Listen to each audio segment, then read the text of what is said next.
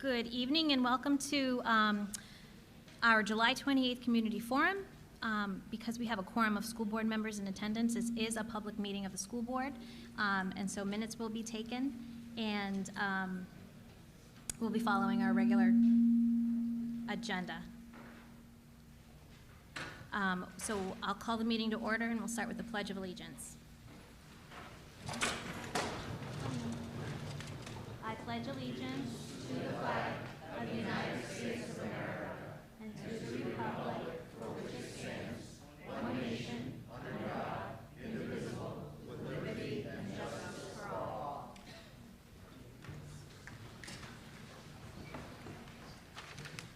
Thank you all for coming out tonight. I know usually our meetings are not as well attended, but I think we thought it was important to have a ample time and space to discuss this topic that's been kind of running in our community and address the statements that were made at our last board meeting. So we were notified a while back, right before the end of a very crazy school year, that on a national level things were happening, that people were concerns were being raised about what's being taught across the nation in our schools, what we're teaching our kids. And so those concerns came to us in the form of an email that we responded to, and we had a request for time to give a presentation at our last school board meeting. Being the only school board meeting in July, it was packed with business that we needed to attend to finish up last school year, wrap up things, and start planning for this coming school year, which is right around the corner, as I'm sure anybody who works in the district can feel me kind of shaking in my boots about that. But we'll be there, we'll be ready. So we thought it would be important and a better time and space if we could have this community forum to engage with the community on the subject and have a discussion, address questions and concerns that have been raised and that might be raised tonight. So what we have for you is a presentation put together by myself, Dr. Jetty, Mary Widman. I guess I'll introduce everybody who's contributed, and this will kind of give a framework and hopefully increase your understanding of how things work here in town. You know, we hear a lot about what goes on in other states and other countries and or other cities, what's happening across the nation. But I feel very strongly, and I feel very confident in what we have here in Litchfield, because we've created policies, we've created an environment where a town that cares. Sometimes we care very loudly, and that's great. So I think it's important to see what we are teaching our kids here in our Litchfield schools, the way that process is created, the way we develop our curriculum, the way we choose materials that we are teaching, the way we train our teachers, and then open it up for questions, for further questions and comments. So that's sort of the way of the meeting. So tonight we have Dr. Mike Jetty, our superintendent of schools. He'll be beginning the presentation, and then followed by Mary Widman, our curriculum, instruction, and assessment coordinator, director. Mike Gaumont is our 8th grade social studies teacher. And then at the end, we have Mike Perez, who is our CHS assistant principal. So I'll let Mike start.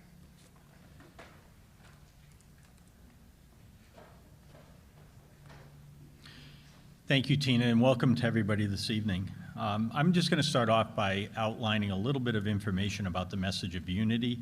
The Message of Unity was issued by the school district back in June of 2020. And basically, it was a document that we developed by building consensus among our leadership team. That included board members, that included our district directors, and it included our school administrators.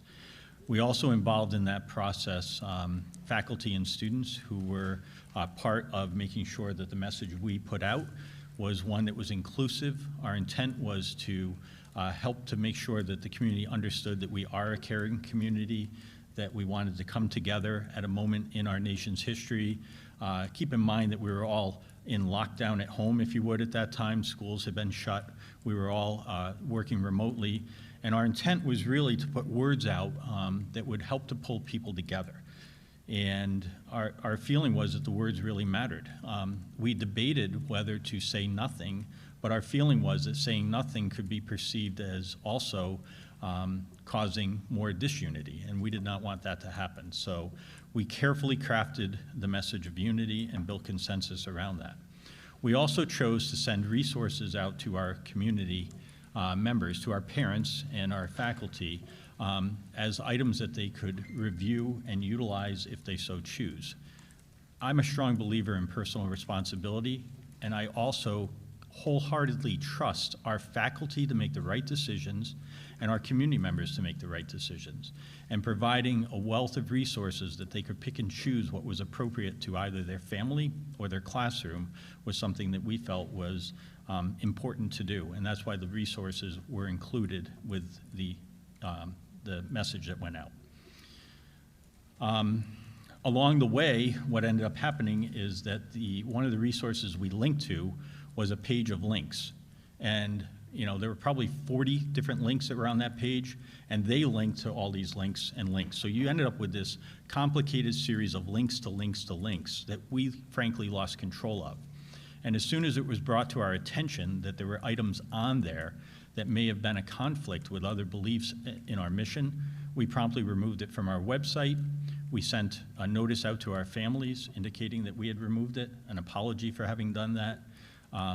And that's where we stand on it. Our intent was not to link to what people were seeing a year later in June of 2021. It was what we were trying to link to back in 2020. So one of the things that we're hoping to receive guidance from the audience on tonight is what to do from here.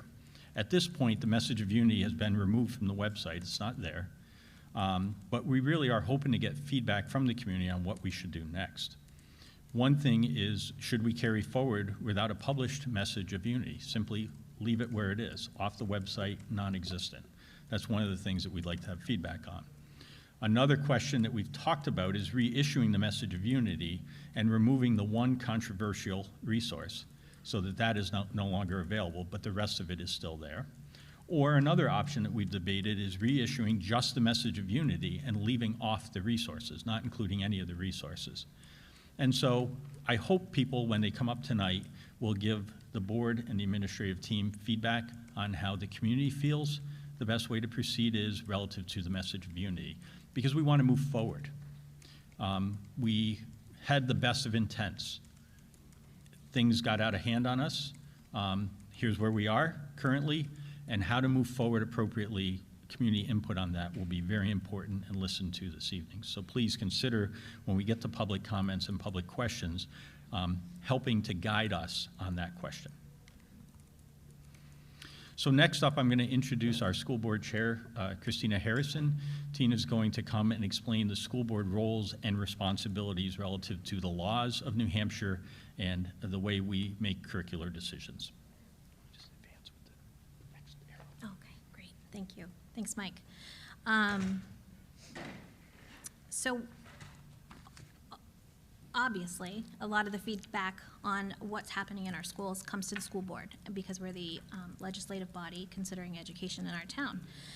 So what is the role of the school board? Well, we have a lot of jobs. Some of them are listed on the slide above. There are many more kind of behind the scenes and things that we take care of and that we assist the superintendent and the curriculum director on. But no business is made without the vote of the full board or a quorum of the board. So tonight I wanted to focus on what the school board role is in curriculum development because there are so many concerns about what's going into our curriculum. So the school board's job as I said, is multifaceted. The two roles that I want to talk about tonight is the creation of school board policy, which are the governing rules for the school district, and the setting of long and short-term educational goals. So I'm going to focus on the school board policy portion of the school board roles, and as educational goals and the implementation of those goals is also delegated to our curriculum director. She'll be talking about the process of curriculum approval, and Mike Perez will be talking about a recent initiative taken on by our district and approved by the school board called Portrait of a Learner. So those will follow my little brief spiel about these policies. So school board policies are based on New Hampshire state RSAs, which I just found out today means Revised Statutes Annotated. They're the laws that are passed. And the RSAs include notes or historical context or where this law came from and how and they clarify it. So our policies are based on state RSAs and also education statutes and requirements that are put out by the Department of Education.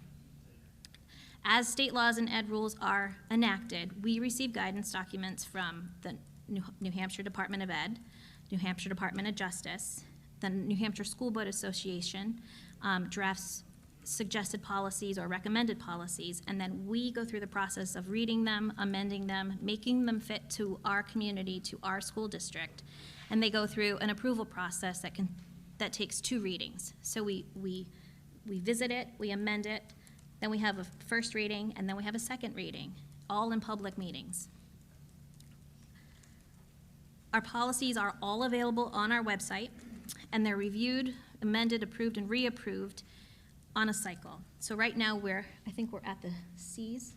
No, we're at the G's. We're up to G's now. Almost done. So we're going through the policies that need to be reviewed from A all the way up to Z, and we're currently at G. Unfortunately, the 2 policies that I'm talking about tonight, IJL and IHAM, have not been reviewed by the current board. When we do, this will be a great resource for us in knowing what kinds of things we should not change or amend in those policies. Having the policies reviewed this way in public session with the school board maintains our local control. We can tailor these policies to fit our district's needs, our community's needs, and the process of adopting policy allows for input from our community. There's always an opportunity for the public to comment, send in emails, and help us decide on how these policies should read. So the 2 policies I'm going to talk about that relate to questionable material in our curriculum are policy IJL and IHAM. Policy IJL was last approved in 2014, so right before I came onto the board. It outlines the responsibility of the school board for all matters relating to the selection of learning materials, which we've delegated to professionally trained personnel, such as the Director of Curriculum, Instruction and Assessment, the Library and Media Specialists, Building Administrators, and the PERT Committee. Currently, our PERT Committee is made up of teachers, building administrators, a school board member who is also a parent in the district, and the Curriculum, Instruction, and Assessment Director. Per policy, all parents and citizens are also invited to participate. All we need to do is send an email to the school board, and we'll get you on the mailing list to let you know when PERC meetings are. So that's at the board level.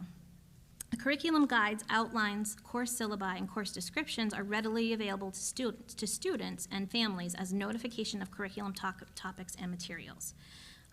All of the curriculum guides that we have that we're in the continual process of evolving and revising are on our website in their latest form.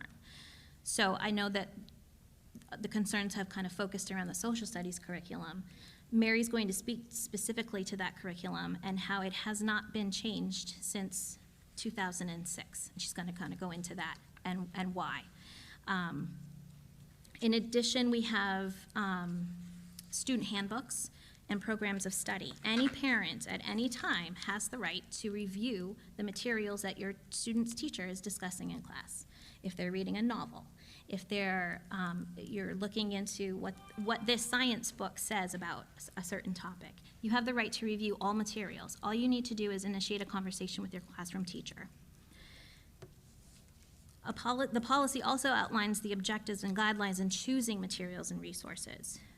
And it includes a curriculum resource evaluation tool, which is a form that must be approved by the PERT committee in order for new resources to be implemented. So if a teacher has an idea of let's say a piece of literature that they want to include in their lessons, that piece of literature needs to go through the vetting process, go to the building administrator, and then it comes to the PERT committee for approval.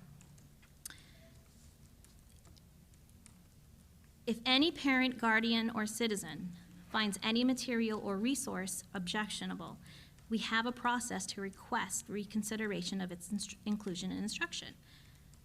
This is in place specifically so that if let's go back to that piece of literature example.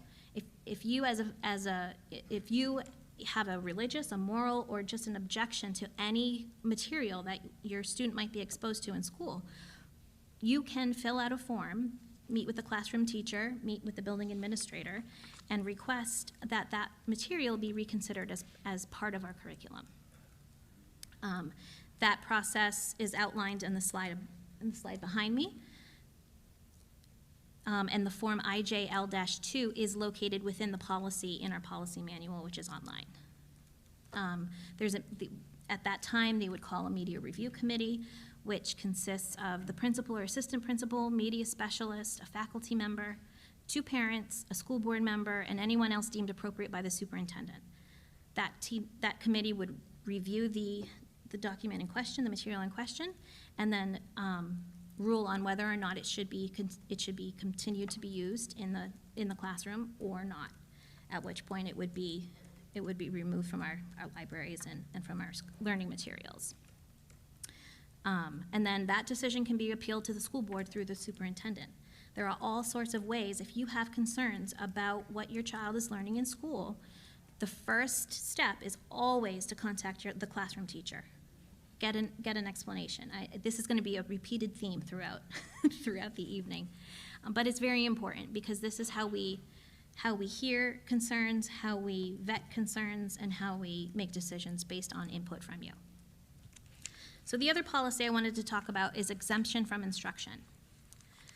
So I call it policy IHAM because it's easier to say than spelling it all out. This policy was last approved in 2010. So it's been quite a while, and I'm sure we'll be seeing this at an upcoming board meeting soon. It gives parents, guardians, and students aged 18 or older the opportunity to opt out of units of study due to religious, moral, or other objections. Again, the process begins with a discussion with the classroom teacher to review the resources and the instructional materials and what topics will be discussed in class. If you wish to waive or opt out of instruction, you must fill out a form, which is located in the policy on our website, IHAM-R, and submit it to the principal. The principal and the teacher will then consider your request for a waiver and work together to provide your student with an alternative assignment that fulfills the state requirements. Mary's going to talk a little bit more about the state requirements and what skills and objectives we need to reach based on the state standards in our curriculum. And geometry might be uncomfortable for some kids or objectionable for some kids, but we have that requirement. So giving an alternative assignment that still meets those standards is very important. And the forms are available. Again, just a quick email to a teacher, a conversation with the teacher can start the process going. All right, so I will turn it over to Mary now to discuss the curriculum process and how recent legislation in HB2 has an impact. Good evening, I'm Mary Widman. I'm taller than Tina. So I'm here tonight just to talk you through our curriculum approval process, what we have been doing since I came on board here in 2018, and how the passing of HB2 is part of the budget, along with the guidance that was received last Thursday from the DOE and the Department of Justice, are going to impact our instruction. So our curriculum process, we have a curriculum revision cycle, and it's linked in here. I'm not going to open it up because what you will find is that I came in 2018, we got our math curriculum revised and approved, new competencies, a great fully aligned K-12 curriculum. We started with social studies and English in the fall of 2019, and then COVID hit. And everything came to a screeching halt. So our timelines are not where they should be right now, because we have had to put most of our revision work on hold. All of our curriculum, I want to stress it's a living document. We have documents that are approved by the school board. They are online, and but they are open to change. We may have to bring things out of cycle back to the school board if the national standards change, if the state approves new laws, so on and so forth. So people tend to think curriculum is every 5 years you have to revise it. That's kind of a rule of thumb, but the reality is sometimes it might be 2 years because the standards changed or the laws changed. So we have to roll with that as well. All of our curriculum documents in the past that were written by my predecessor, as well as the ones that we have started to revise and have revised, they're all based on the New Hampshire DOE standards or the national standards as appropriate. And I say that because for a period of time, a lot of the state standards were not being updated at the DOE. And in conversations as a curriculum group in Southern New Hampshire, the DOE did advise us to follow national standards. Again, they've been working very hard to get these updated, but I can tell you, and I know Tina said that our curriculum hadn't been updated since 2006. That is not true. But what she meant was that the state standards for social studies have not been updated since 2006. So those are very much out of date. So we meet in K-12 teams. So we have all of our middle school content area teachers, our high school content area teachers, as well as each elementary grade level has a representative for the 4 main core subject areas, and then we have our specialists. So when we work on curriculum, it has been my goal since I came on board in this district that we do things K-12. And it's really important that we do that so that we can find where the gaps are and we can find where the overlaps are. And when I talk specifically about social studies, I will address some of the things that we found in the last year and a half as we've been digging into our social studies curriculum. Once we've drafted all the documents, once we've looked at them as an entire team, and that does happen, they go out to all members of that content area team for review, feedback, they get sent out to the building principals for feedback, and then I give them a final read through to make sure that they are consistent, to make sure that they are formatted correctly, and then they go to PERC. PERC is our Professional Educator Resource Committee. I believe that's, and that is a group made up of teachers, board members, myself, administrators, and we look at those documents, ask questions. They get an approval there before they go to the board. And it's not always just a rubber stamp approval. I don't want people to think that. There have been many times in my 3 years here where things have gone to PERC and PERC has said, we don't like this, or we like this part of it but not this part of it. And so we've gone back and we've worked with the teams, we've worked with the teachers, and we bring forward something that our entire K-12 PERC group can get behind. From there, it goes to the board. And the board has a 2-read process, and the reason for that is so that it gives the community a chance to weigh in as well.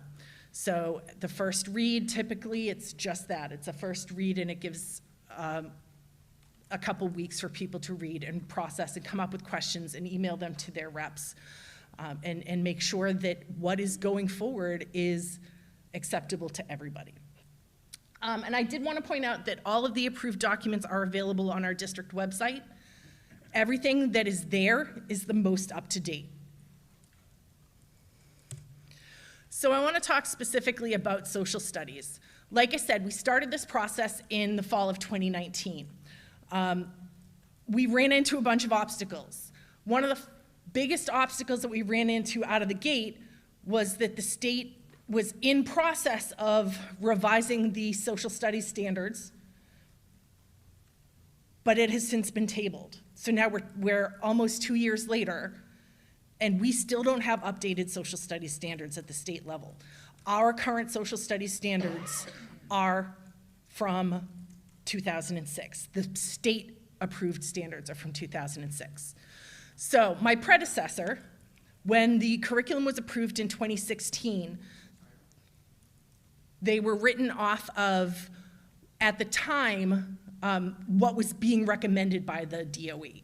I was working on curriculum in another district, and we got the same message that I'm sure was given to Litchfield. We don't have anything. We don't have anybody that's up here right now working on it. Use the C3 frameworks. That is what is seen as the national standards. So our 2016 curriculum, the one that you see online, was written off of the C3 frameworks. The C3 frameworks have not changed in standards since they were published.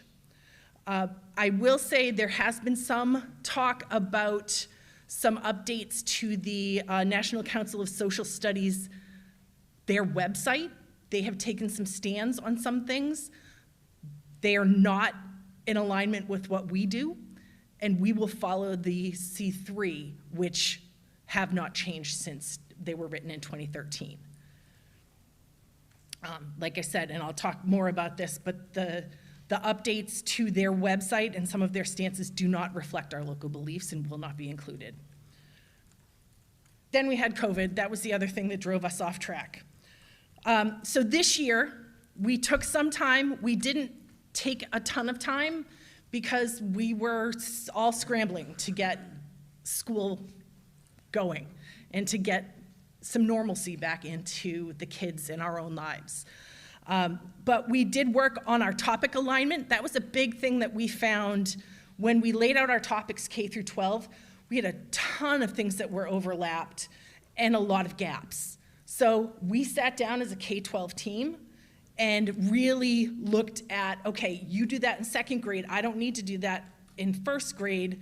I can just touch upon it and then you'll do it more in depth then. And it really helped us to make sure that that curriculum, when it is finalized, will be truly aligned and won't have a lot of repetition or a lot of gaps for our students. The only piece that has gone through an approval process and is ready to go are our new competencies. And those are linked up there. They were approved by the board. They went through PERC.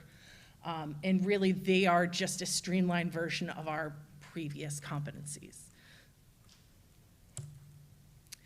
So I just want to reiterate, it's sort of like we refer to it as the upside down wedding cake. And it's one of the reasons why I think we are so lucky in New Hampshire. We're local control. So yes, we have national standards. We have standards that are approved by the state and frameworks that are approved by the state. Sometimes they're exactly the same, sometimes they're not. And then when push comes to shove, it's our decision on how we use them and how we want to implement them and what is appropriate and right for our community. And that really is the most important piece. That's why we have these processes. It's why we have the policies where people can come and say, that doesn't work for me. How do we change that? Or that doesn't work for my family and I don't want my child to do it. That's why all of this is here. So this has been a real big topic, a hot button, so to speak, and that's HB2. With the passing of the budget on June 25th, there was language in there that changes our instructional practices. So we got full guidance from the DOE and the Department of Justice last Thursday. So we've had Not a whole lot of time to digest this yet, but it's there. We're very happy to finally have it, because prior to that, and I know there was a lot of concern coming from staff, coming from community, as to what does that look like and what does that mean for us. And in all honesty, a lot of people nervous, because the bottom line, the way it's written, said, you know, it could be a teacher's credential on the line. And we do not get into this profession to be doing wrong by our kids and our community. We're here for the right reasons. So this guidance really helps us to be able to breathe a little bit easier, I hope. So the full guidance is there. I just wanted to highlight a few pieces that address some of the concerns that I heard in the last board meeting, and that I've heard from teachers and community members. Does the law prohibit teachers from teaching U.S. history? No. Nothing prohibits the teaching of historical subjects, including, but not limited to, slavery, treatment of the Native American population, Jim Crow laws, segregation, treatment of women, treatment of LGBTQ+ people, treatment of people with disabilities, treatment of people based on their religion, or the civil rights movement. Nor does anything prohibit discussions related to current events, including but not limited to the Black Lives Matters movement, efforts to promote equality and inclusion, or other contemporary events that impact certain identified groups. And I think that was really that clarity, that our teachers are still going to be able to discuss current events, again, in a balanced and equitable fashion. That's important.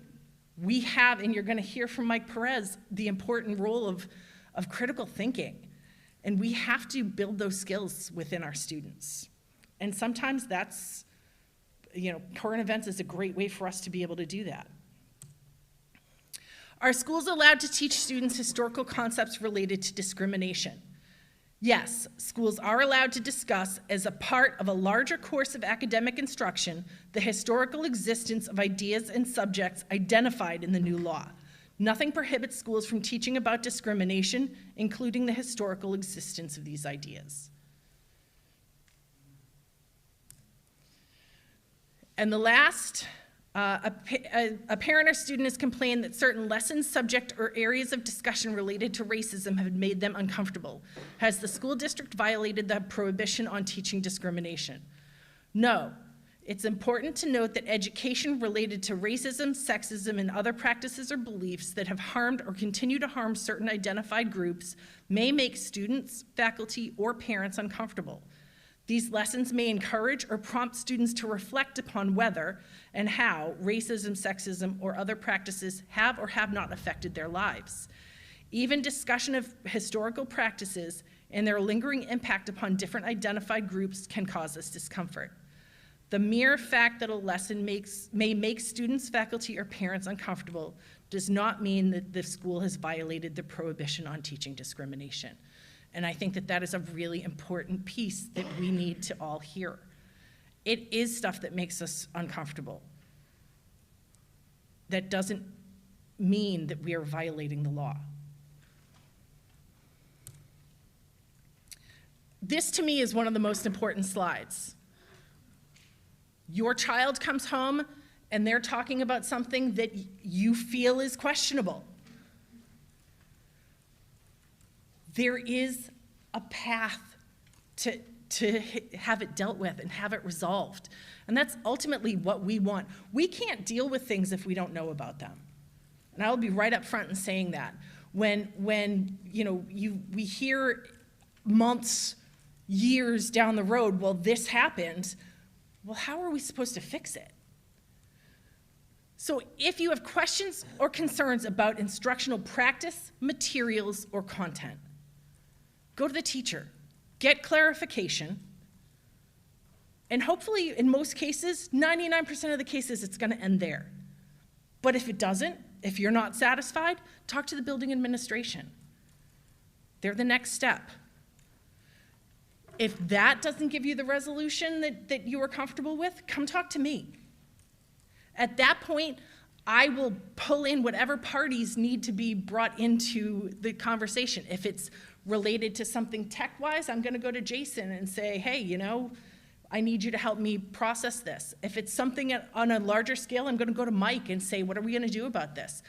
We work as a team, and so that is where I can say with utmost certainty that if we follow that process, you will get the resolution that you're comfortable with, and we will get the answers. And if it's something that we need to change, we will be able to change it.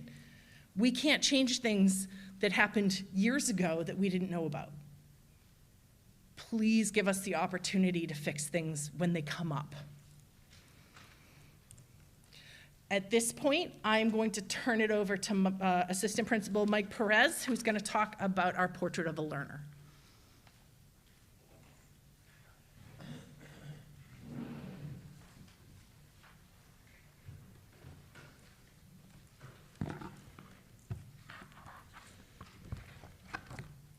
Good evening. My name is Mike Perez. I'm the assistant principal of the high school.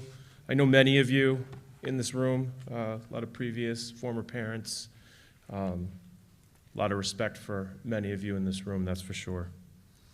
The Portrait of the Learner, there was about 3 or 4 administrators and 2 to 3 teachers from each building that in December of 2019 we went to a workshop.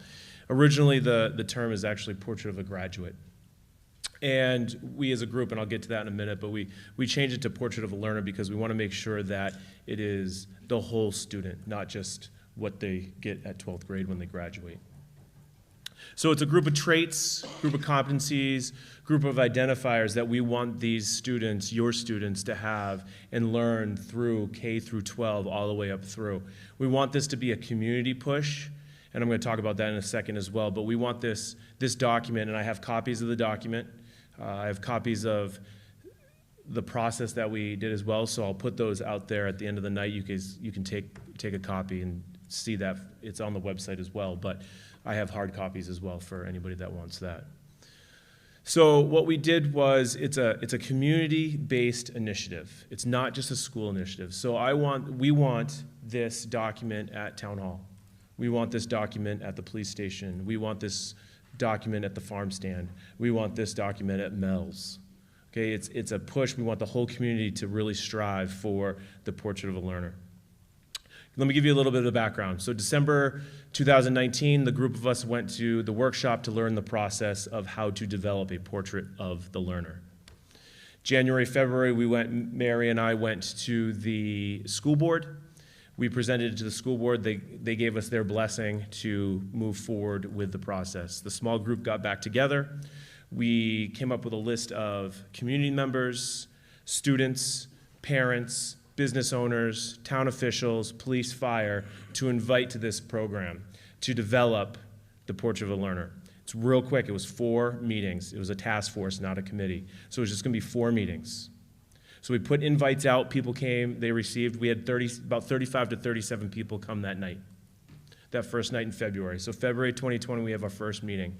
We show some videos, we do a lot of discussion. It was about a 2.5-hour meeting. We had representation from all aspects of this town. We have a list of about 30 traits. We got those traits down to about 15. Our next meeting was going to be mid to end of March. Everybody knows what happens in March of 2020. We go to remote learning. So we can't have the in-person meetings anymore and finish up the 4. So we have to kind of tweak it a little bit and we go virtual.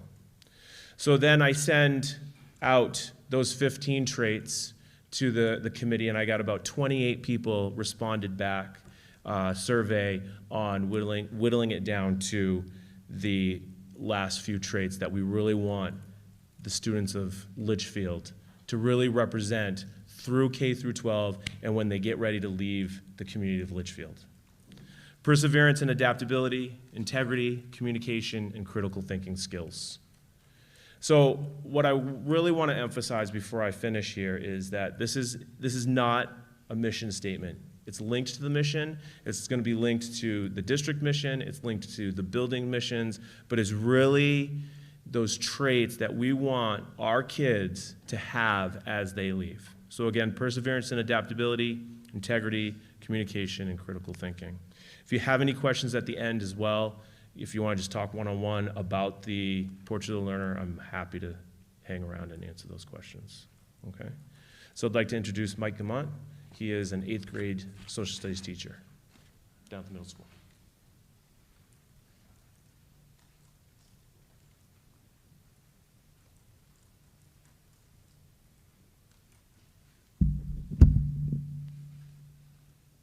Thank you for the opportunity to speak this evening.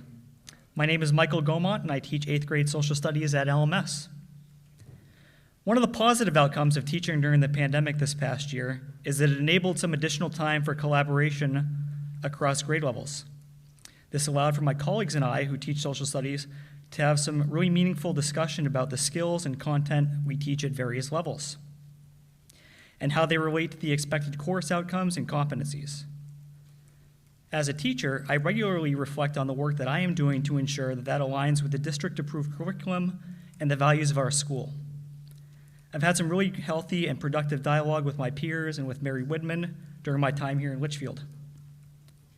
In grade 8, we cover United States history, beginning with the colonial period through the Civil War.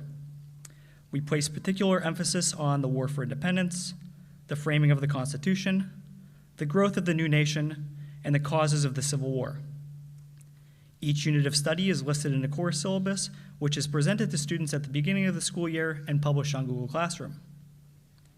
I place a particular emphasis on the use of primary source documents in order to develop a deeper understanding of the content. I also tie historical topics to contemporary issues via debates and Socratic discussions. In line with the LMS Do Your Best Code of Conduct, students are encouraged to be open-minded about topics and be respectful of peers who may have differing opinions. We frequently talk about bias and how our biases might impact how we view certain issues. By fostering a classroom climate which is tolerant and open-minded, students feel much more confident and safe in expressing their claims and viewpoints. Given the current climate of our country, there are some particularly sensitive topics which are part of the course content. I do not shy away from covering those topics. A couple of pertinent examples are the treatment of indigenous peoples by settlers, as well as the institution of slavery. Students are exposed to multiple primary and secondary source materials on these topics and are charged with drawing their own conclusions. For example, in quarter 4 last spring, students wrote an essay on Abraham Lincoln. This counted as a summative assessment or a measuring stick when it came to the mastery of several course competencies. Students were required to make a claim as to how Lincoln should be remembered by historians in issuing the Emancipation Proclamation. The assignment included a set of primary source documents from the time period, some praising Lincoln, some critiquing him, and some from Lincoln himself explaining and justifying his actions. I was proud of the work the students produced on these essays. Their claims were varied, and they did a solid job substantiating their statements with sound reasoning and historical evidence. It made me feel like, despite all the challenges of teaching during the pandemic, what we are doing and what I am doing is working. These students are learning problem solving, critical thinking, and the importance of using examples and evidence to back up their assertions. Students will often ask me where I stand in a particular issue or topic. I did not enter the field of education to indoctrinate students with a particular ideology. This is something I take very seriously in my position. As educators, we must hold ourselves to a high level of professionalism at all times. As I state in class, I do not teach that the Founding Fathers were angelic figures, nor do I skip over the parts of American history which do not align with our country's stated values and goals. At the same time, I do teach that America has a unique and important place in the world due to the principles on which it was founded and has traditionally stood for. Abraham Lincoln stated in the Gettysburg Address that we must be dedicated to our unfinished work as a nation. While we have not yet achieved all of the great ideals and purposes stated in our founding documents, by learning our true American history, the good and the not so good, we are preparing the next generation of civic leaders to continue that unfinished work. At the conclusion of last school year, students completed reflections on the coursework we completed together. I received some really positive feedback about how the content was approached and how my class empowered students to delve into some important historical and contemporary topics to draw their own conclusions. I look forward to continued dialogue and collaboration with my fellow staff, Mary, and building administrators as I grow as a teacher and as someone who greatly values working in the Litchfield community, both as a teacher, a coach, My classroom door is always open to any parents or students with questions or concerns. Thank you, and I'll turn it back over to Tina.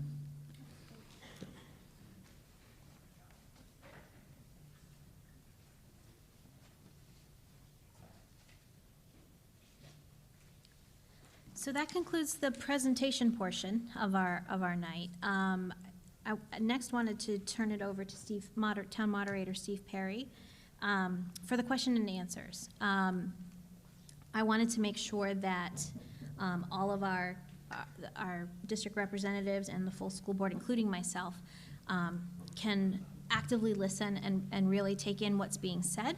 And so Steve has graciously agreed to keep time and keep the conversation going. Thanks, Steve. There you go. Hello, everyone. Again, my name is Steve Perry, just so that you know. As Tina had said, this is just to keep them available, to answer your questions, take your input, and I'm here to try to move things along. Just a few things of note. Every effort will be made to give recognition to all residents that wish to speak. If you want to speak, you must come up to one of the microphones down front. Also, students and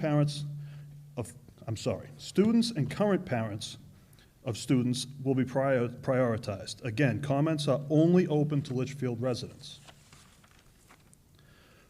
When you're speaking, please clearly state your name and street address. This aids the moderator as well as the clerk, who has to take the minutes.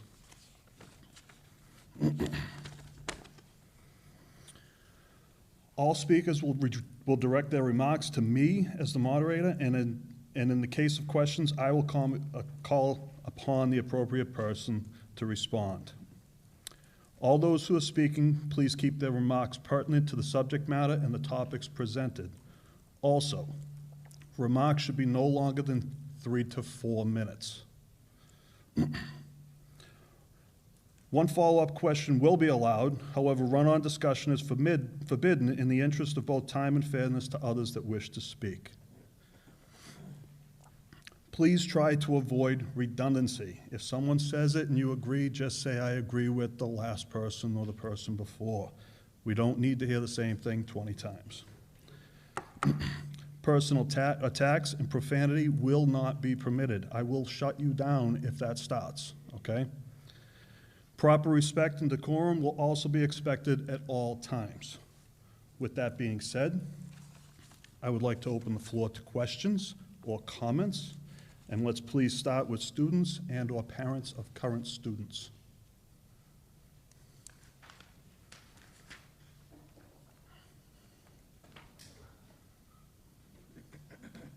Oh, Jeff Avitable, 126 Pinecrest Road. I just have a quick question. The presentation talked about what HB2 does not do. What does HB2 do? And thank you for this meeting, by the way, everyone.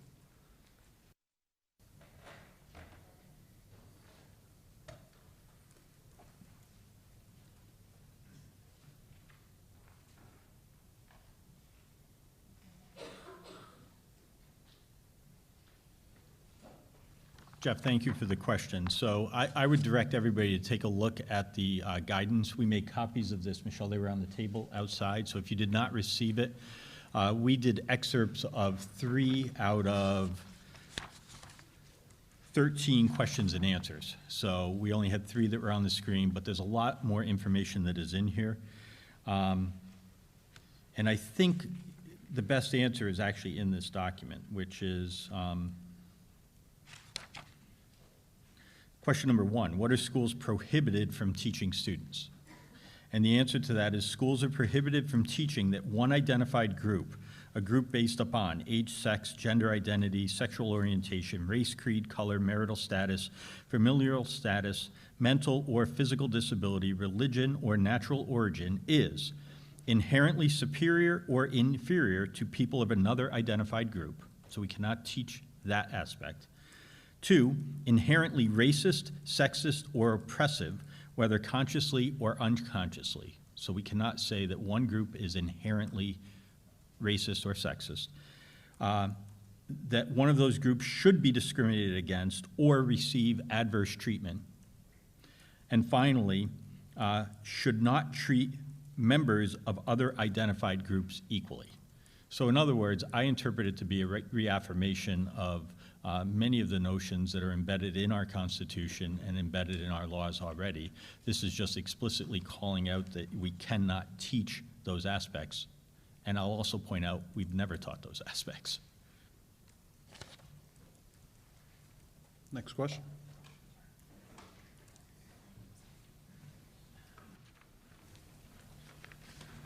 Good evening. My name is Chris Lafleur. I live on 35 Burgess Drive. I'm glad to see a lot of what I've seen here. I think it lines up with what I had prepared to say. After the last school board meeting, I felt compelled to weigh in on this issue. I'm a parent of 2 children currently enrolled in Litchfield School District. I would like to express my thanks to the staff involved in their education. I have seen my children's teachers act professionally and show genuine concern for their educational success. My gratitude is only magnified given the difficulties we've all faced over the last year. Over the past year of remote lessons, I've been more closely involved with the school's curriculum and content than I have been in many years. I have not seen any content, in my opinion, that is indoctrination, brainwashing, or abusive. I did not see any lessons or assignments that seemed to teach my Caucasian kids that they should dislike or demean themselves.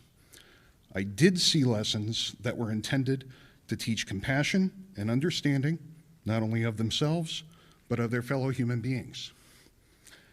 The recently discussed terms critical race theory or the 1619 Project were new to me. I found that there was a very large amount of information regarding these subjects. However, I did not see anything offensive in the message of unity. I interpreted the links at the bottom of the message of unity as optional resources, not mandatory assignments. I feel I decide whether to present this information to my children or to discard it. However, I would suggest that future information recommendations be kept on school district pages so there's not a third-party page to lose control. I want my children to be exposed to all aspects of history. I want them to learn about the past events and people from our country. I also want my kids to know about the mistakes and missteps made in the past so they don't repeat them. I want them to see that figures like Thomas Jefferson were not perfect. He was important to the founding of our country, but he was also a slave owner. I want my kids to understand the effects of legislation that prevented women from voting prior to the 19th Amendment in 1920. In closing, I hope that the school district is not pressured to omit historical topics. It looks to me the items 3 and 4 on this guidance seems to indicate that. I want both sides of the history presented to my children, the good and the bad. I don't want historical dirty laundry swept under the rug, because those that do not study history are doomed to repeat it. Thank you for your time.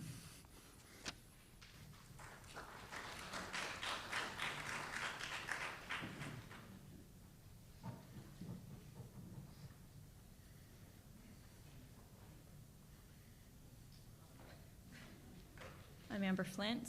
I reside at 123 Hillcrest.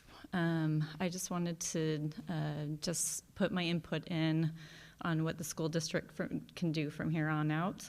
I agree with everything that the gentleman just said. It's the links that was our problem. I never received that email though, for the apology. I'm not sure where that was. So maybe I just missed it. But from here on out, I would like the message of unity to just be there without the links. I think that was very appropriate for the time. It still is appropriate for this time. That is just what I have to say. I know I wrote an email earlier to you guys. I appreciate your feedback on everything and all that you've done for this year. It's been incredibly hard on everyone. Thank you for continuing to just teach our children. Thank you so much. Yes. Tara Coakley, 2 Waterview Circle. I agree with everything that has been said. I'm not going to rehash all of that, but I do want to say I have 3 children in the school, 2 at GMS, 1 at LMS, her first year, which was very exciting. And I felt it would be remiss for me not to show up today to say thank you to the school board for a incredibly difficult year. You guys volunteer your time, and us parents, we know that, and we recognize that, and we thank you. I want to thank the teachers, the administration, the faculty. I have not had one phone call not returned, one email not returned. Maybe at 11:30 at night. Please take your time off and don't respond to me at 11:30 at night. But I think understanding our teachers are professionals, our faculty are professionals, they're trained to do this job, and I'm really happy to see all of this presentation. I'm very happy that you came and you responded to the residents. I think that's very important. Like I said, communication, those 4 things you had up about students, I think as parents we need to remember that. We need to do the same thing. We're the model for our kids. So please keep doing what you're doing. Keep teaching my kids. The good, the bad, the ugly, I want them to hear it all. I want them to be smart enough to know YouTube isn't a valid source. I'm going to go to those primary sources. I'm going to read what Abe Lincoln said, and that's where I'm going to go for my information so that when I make my own decision, that it's my decision and I can back it up. And in my house, that's what we do. My kids come home from school and they'll be like, "Hey, Mommy, I just learned about the slaves. Why did people do that?" And I'm like, "That's a really good question. Let's go find out." And I think our teachers do a fabulous job of that. I subbed this year just to be able to come into the schools, to be able to help out when needed. I have another job. I thought our teachers were stepping up. As a parent, I needed to step up. And I can tell you what I saw in those schools, despite the fact that teachers had to completely change what they did. They couldn't put kids in little groups anymore so they can all talk to each other and learn to each other, but they adapted and they did it. And I want to see that continue. I want our teachers to be able to teach. I want them to be able to do their jobs. They spend a lot of time and a lot of money to learn how to do it. They know how kids learn. They know child development. We know our kids too, but I think we need to work together. It's a team effort. So just know, I respect you. My kids respect you. We respect what you do. Thank you, and keep it up. Thank you.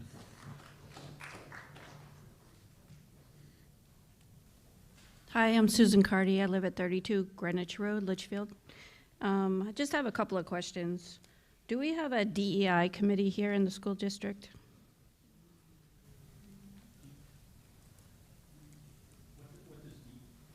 Diversity, equity, and inclusion?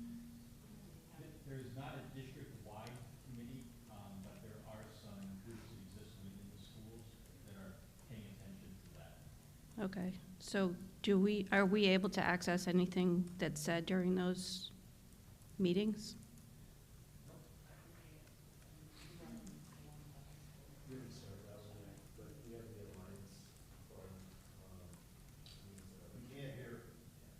We have an alliance club. It's a group of kids with an advisor, and they're the ones that are doing all the talking. And I know for sure that the advisor that is there, he's there just at the middle supervision. Okay. And then I just have one more question. Is there an approved list of educational websites that the teachers are able to access if they need additional resources?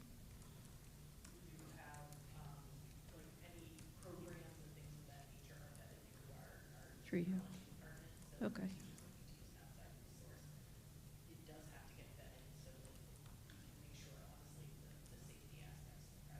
All right, and we have access to that if we want it, right? It's on the website.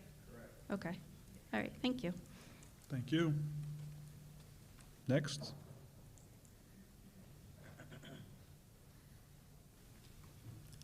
Good evening. Brandon Lefebvre, 43 Brickyard Drive.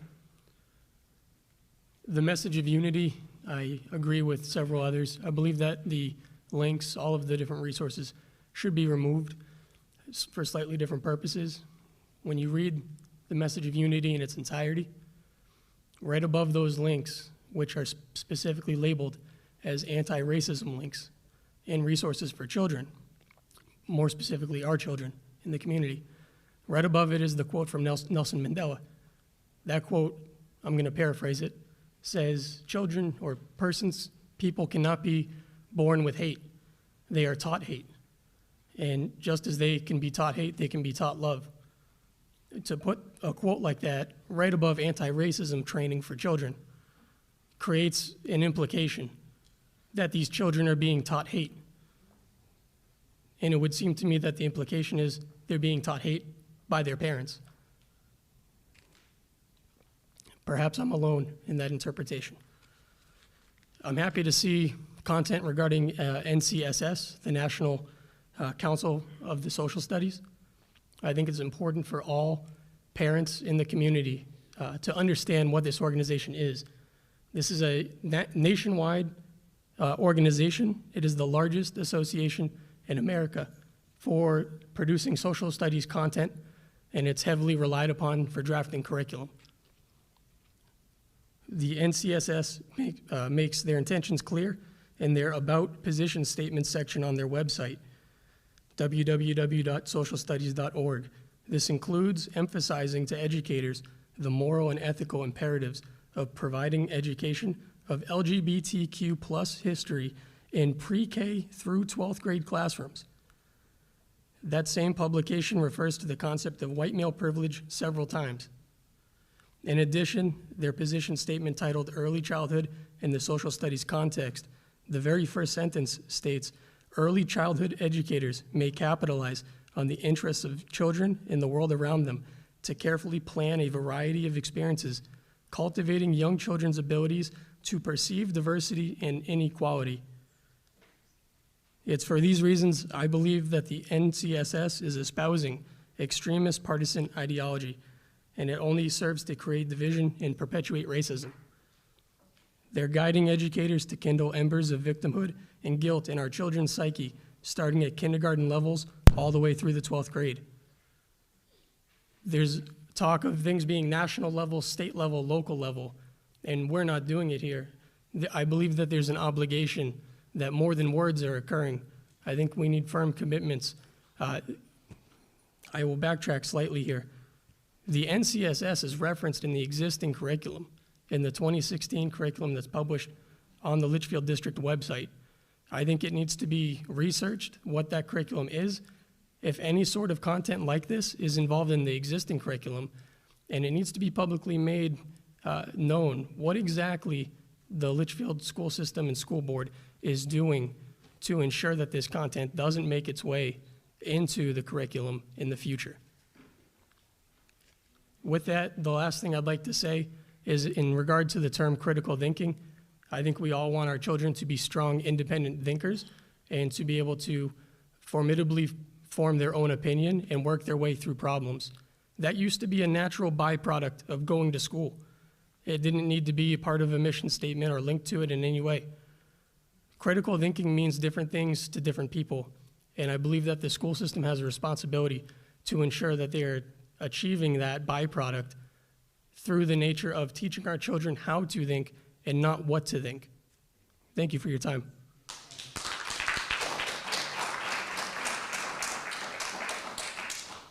I would just like, and I referenced it on my slides, but I don't think I did a very good job of really delving into it.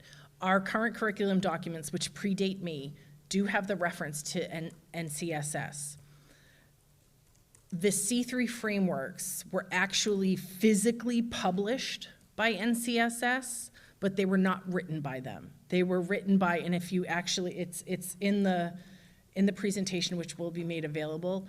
In the second page of the C3 frameworks, it lists the 15 different groups connected to civics, economics, all the different realms throughout the country that were engaged in writing of the C3 frameworks. So it is referenced there, and I did see, Mike shared with me your communication, and I saw that reference. It is in there, but it is in there, I can say wholeheartedly, it is in there referencing and quoting the C3 framework, which is published by NCSS. Again, we do not go there. I mean, what we use for the C3, what we use to write our curriculum comes just from that one document, which is not directly from, although published by them, there's 15 different groups that have contributed to it, and it has not changed since it was published. We do not condone, just like we talked about at the board meeting last time, the LEA, the NEA and our LEA having different stances. It's the same. We do not follow the NCSS as what we need to be teaching our kids. We follow the standards and develop our own homegrown curriculum to ensure that we are teaching what is important for our kids.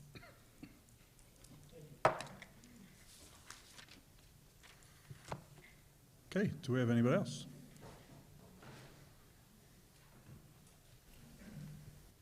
I am Mike Breton from Litchfield. I follow up on what he said quite a bit. Critical thinking is very important for our kids, and teachers have a very powerful role where they're giving out their grades, they're always the strongest voice in the class. So when they voice their views and have very strong opinions, a lot of the kids are very impressionable. It doesn't matter what age, even the high school kids are very impressionable. They're very uneducated on a lot of the viewpoints. And my daughter's very conservative, and she was, whether it's in her classes in Litchfield or Hudson, she's very outspoken with her views, but very outnumbered. And it's a growing problem in schools in general that, just like he said, they are being told what to think, not how to critically think, okay? And that's no good for anyone. I also find that tolerance is a word that, it's great, you know, people should be tolerant, but it's kind of I hate this word, but it's kind of like a bully's way to get a dissenting view to shut up, okay? The word tolerance kind of makes you feel like you should just stop talking because you're intolerant, whereas some people have views that they're very biased, but they're pushing those views onto the kids. And lastly, I haven't really heard anything, even though we've talked about the subject in general, about critical race theory. You know, the unity message. Is the school board in the unity message willing to, you know, denounce critical race theory, you know, publicly? Good question.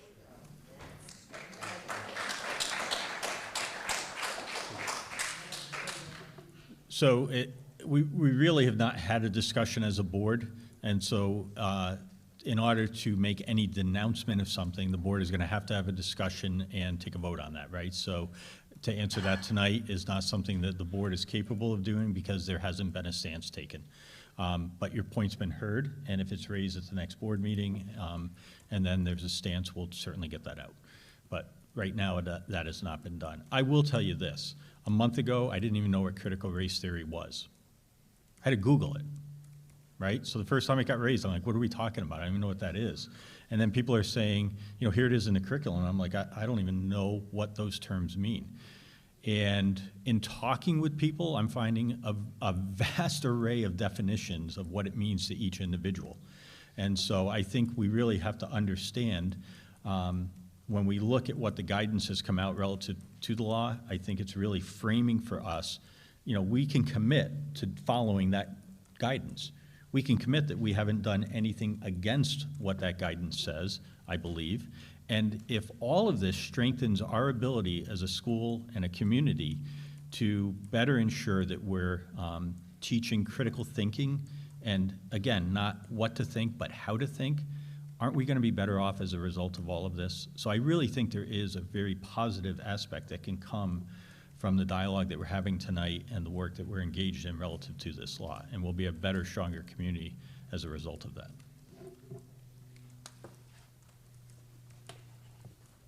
Okay. Hello, my name is Meredith Spotz. I live at 47 Century Lane. I'm a student at Campbell High School. I'm a rising senior.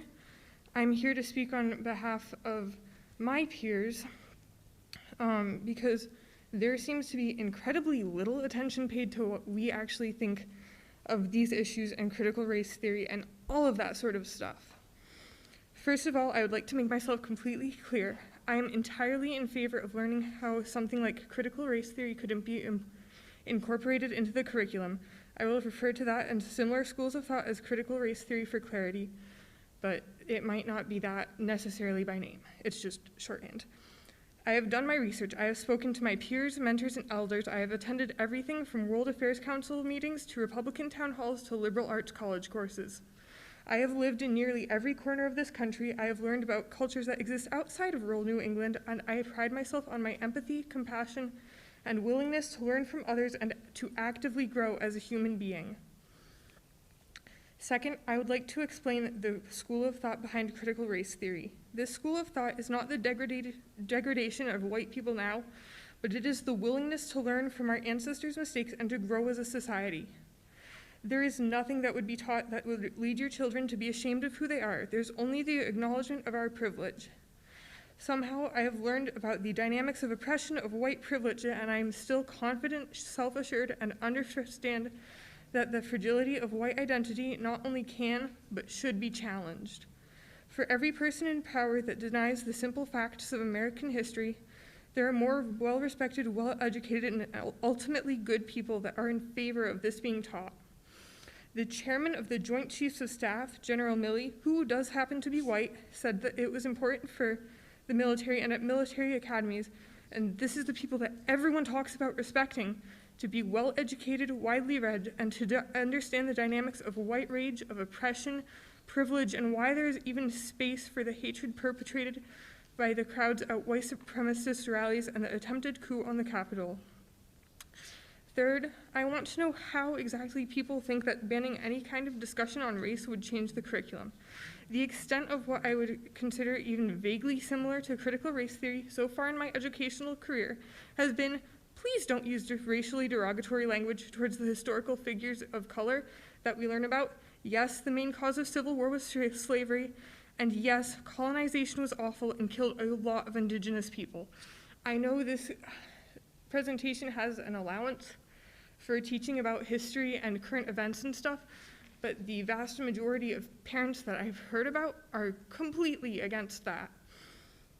None of the stuff that I was taught was even particularly in-depth. I can't remember if we learned anything like the disease blankets used by settlers used to spread the smallpox throughout native populations to intentionally kill them, and I certainly don't remember being instructed to feel guilty of my heritage. My brother, a 7th grader, spent the entire year being told to take notes at about 3.5 words per minute about ancient Mesopotamia with very little critical thinking involved. Like, I can assure you that white people are all bad or whatever is not being taught. I will emphasize again that critical race theory will not teach your children shame. It will teach them how race influences individual experiences, how privilege can be used for good and for bad, how to approach certain political issues, how to empathize with and be compassionate towards our peers, how racial relations influence historical events, and how, above all, how to be kinder, better humans. And that's the whole point of school.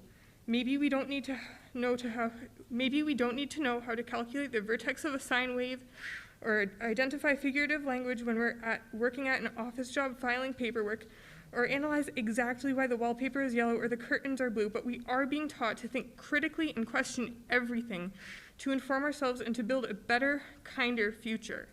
Thank you for your time and understanding, and I hope this was informational. I am completely open to questions and will explain to the best of my abilities.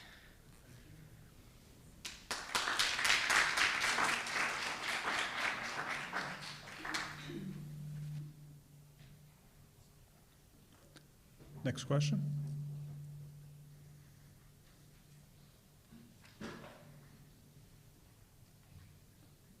I don't have a student in the school right now, so I don't know if we need to, I don't have a student in school right now, so I don't know if there's someone that wants to speak ahead of me. Stay with parents of students in school and students right now. I will open it up afterwards.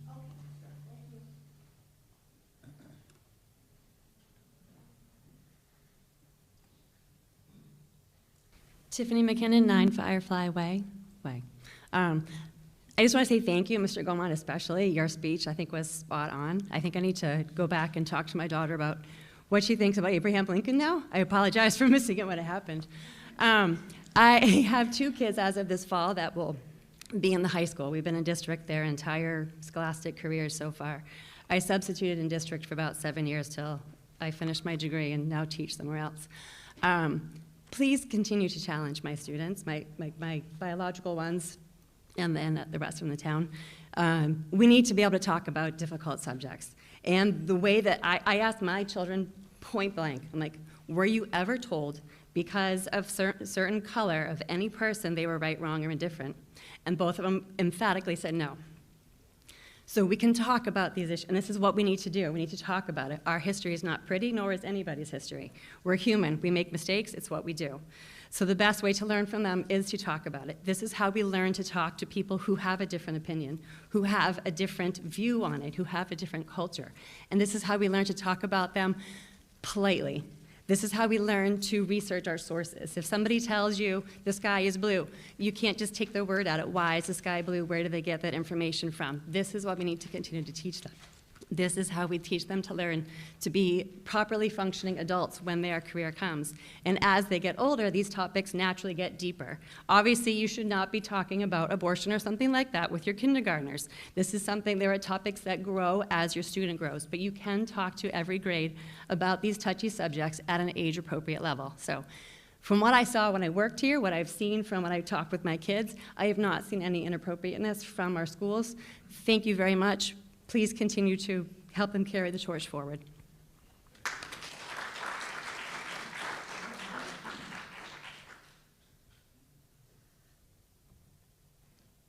Any other students or parents of students?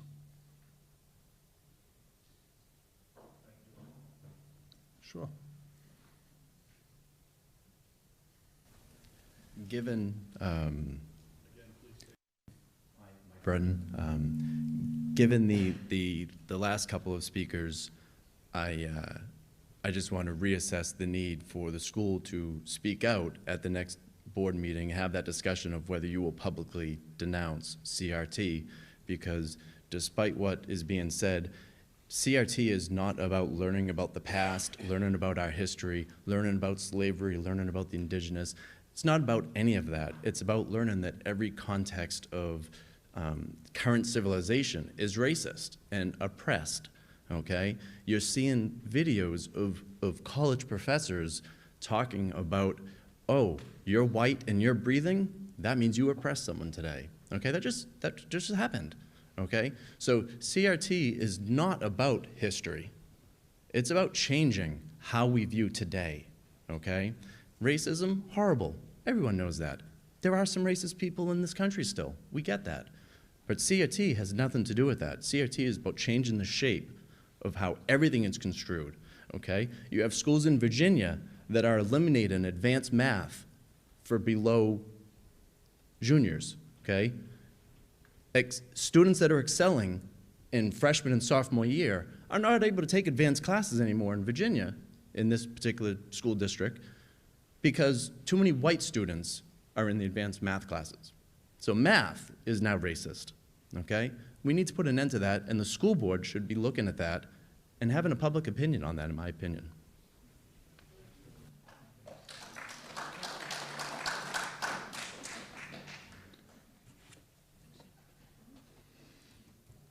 Mike, I appreciate that. I just want to emphasize again, this is New Hampshire, not Virginia. We can look on a national level, so think of that upside down wedding cake for a second. We can find a range of instructional practices that are taking place in this nation that are not going to fly in Litchfield. We can find extremes on both sides of that range that are not going to fly in Litchfield.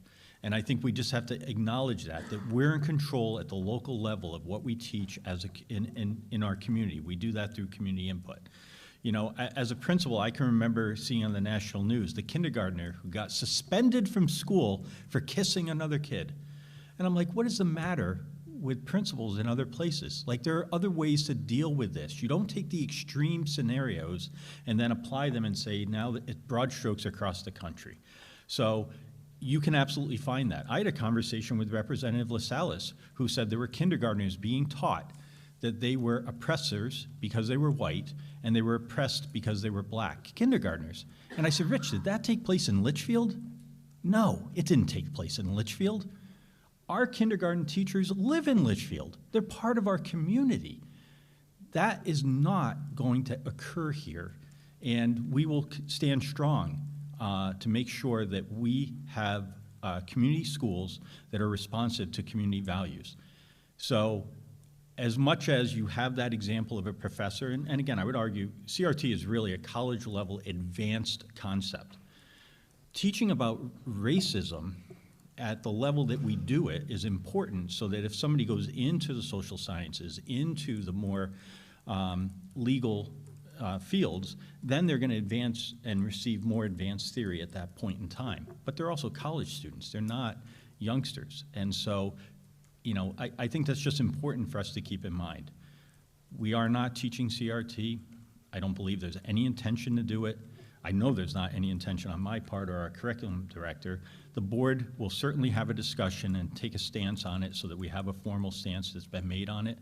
But we need to be careful not to take the most extreme, radical examples of what's happening on a national level in that broad stroke and apply it down to the smaller cake at the bottom, which is what we're capable of doing in our community in the 180 days that we're blessed with your children.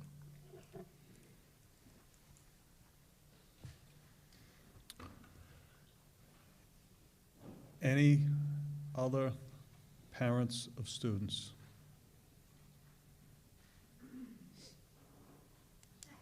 I'm Megan Reed, 2 Oak Drive. I have a lot of questions, so it's gonna probably sound a little weird.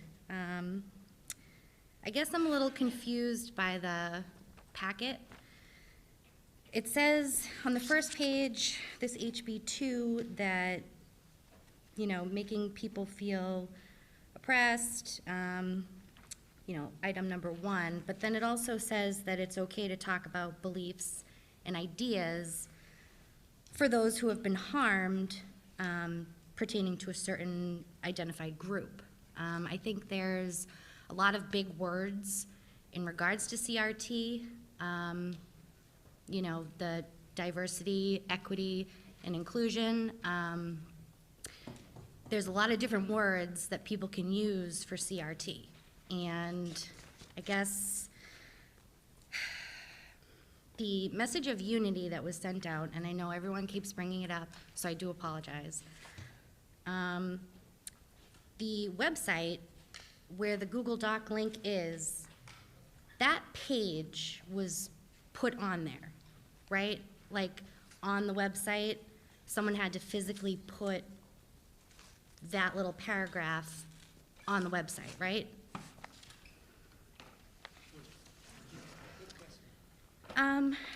It's, you know, the subject line, we must simply do more. On page 2, it says list of resources for staff, parents, and students. Here's some reading you can do over the summer. So in that, there's 5 bullet points. Those were placed there, right? So the Google Doc with all those links was placed there as well, correct? Yeah, the key thing is that we did not own that Google Doc. But you owned, We made the link, and at the time that we made the link, the Google Doc looked one way. And as you know, with Google, it can be adjusted overnight. It can be adjusted every second. And so when the link was made to that Google Doc, it looked one way. A year later, it looked... like though in June of last year. Great question. I can't answer it. I know that we looked at it, but when I look at it now, I know it didn't look like that. I know that things have been changed and added to. Okay. But when we made the link, I can't tell you exactly what it looked like at that point in time because it's a year later and it's been modified several ways. And that Google Doc has like 50 links in it. It was, So I if think, you- like 92. Okay, 92. Once you clicked I just knew there were a bunch. And if you click on those, they all go to Facebook pages and other websites and so forth. Every one of those has changed in infinite ways. So Okay. You know, the problem is that somebody said to us, I mean, I had a conversation with Chief Sergeant who said, you know, one of those links says that you should be defunding the police. Is that what the Litchfield police, or is that what the Litchfield School District endorses? And my answer was no. That wasn't even there when we linked it, right? Right. So over time, we lost control of what we linked to because it was linked to links to links. And so that's when we said, shut it down. As soon as the concern got brought forward, I called up Michelle, who is the one who physically posted on the website, and I said, Michelle, take the links down. I want them off. And they were removed that day. So my question is, and I work a lot like everybody else, just for my knowledge, should I as a parent be constantly checking the school district website for updates like this? Because I had no idea it existed. I don't know if I'm supposed to be checking weekly, daily, monthly, because had I not gone on Facebook, I would have no idea that any of this was going on, or that something was posted a year ago with all of those mistaken links, but you don't know what the link was originally supposed to put out. So when a year ago, so on June 10th of 2020, an email was sent to all parents in our system with the message of unity and the links. It was emailed out to everybody at that point in time. But parents as well? Yep. Okay, Yep. that I did not get an No, email, and I appreciate it, because I don't honestly read everything that comes from my own children's school. At times, it's like, I'm busy, and it's like I bury it in my inbox, and Yeah. I'll try to get back to it later. So I get that I mean, I happens. read everything that comes through my email, and I absolutely would have read something, especially during that time. I would have read what the message of unity, the topics that were brought up. I guess, you know, to that gentleman's point, CRT may not be taught, but there are other words that people are using to teach this topic. And I have a feeling that one way or another, these beliefs and ideas will eventually be put in the curriculum. We just don't know it yet. It's coming. Bedford is going to teach it. They have a diversity, equity, and inclusion committee that they've been working on it all summer. And they're, you know, right next door. So I don't know, I just wanted to ask, you know, to what he had said, you know, it may not be called CRT, but you can't confirm that these ideas and beliefs aren't going to be taught? Well, I just come back to exactly what do we define CRT. That's why, I mean, you've looked at the document, right? So what would be your suggestion to the board? Do we keep the message of unity minus the resources? Do we? Yeah, I mean, I think Litchfield is a community of unity already. I think, you know, it was great to put out there. Thanks. But I'm not against teaching history. Like, history is history, right or wrong. It's the gray area that a lot of people, you know, different ideas and why something happened because of someone's color, sex, gender, you know, whatever. History is history. And history was 150 years ago, 200 years ago. Our current present is very different than 200 years ago. And to put those ideas and beliefs, the teachers' ideas and beliefs onto these students so that they can then come home and tell me what they now believe, which is very different than what I teach in my home, that's kind of where we have a problem, I think. Yeah, Mary? And I don't know if any of Or this is Tina? making any sense. I've never been to anything, so. It really does. If I could just, I'll say one last thing, and then we'll turn it over to a few other people. But what Mike Gaumont, our 8th grade social studies teacher, summarized is exactly what I see when I walk into classrooms. I see teachers, and in fact, one of the highest compliments that gets paid to a teacher is, I don't know where you personally stand, because you do such a good job of hitting the breadth of the topic. Yeah, oh no, he's an amazing coach. My son had him as a coach. But he's awesome. one of many, of the teachers you know and trust who are with your kids, who are Absolutely. really making sure Yeah. that the full range is being taught and explored. And I hang my hat. I can't be Yeah. in every classroom. The principals can't be in every classroom. We can't be part of every lesson. Right. But we know and are confident in our staff's ability to be broad in the way that they approach things, to be able to flip and take the alternative viewpoint. I mean, that's one of the greatest aspects of being a critical thinker, is that you understand the opposing argument so deeply and so well that you can then form your opinion and rest confidently in where you personally stand because you've understood it at a deeper level. Yeah. And so I have confidence that that's what our staff does on a daily basis in the schools. But I'll let Mary and Tina just answer it a little bit further. I just wanted to kind of echo.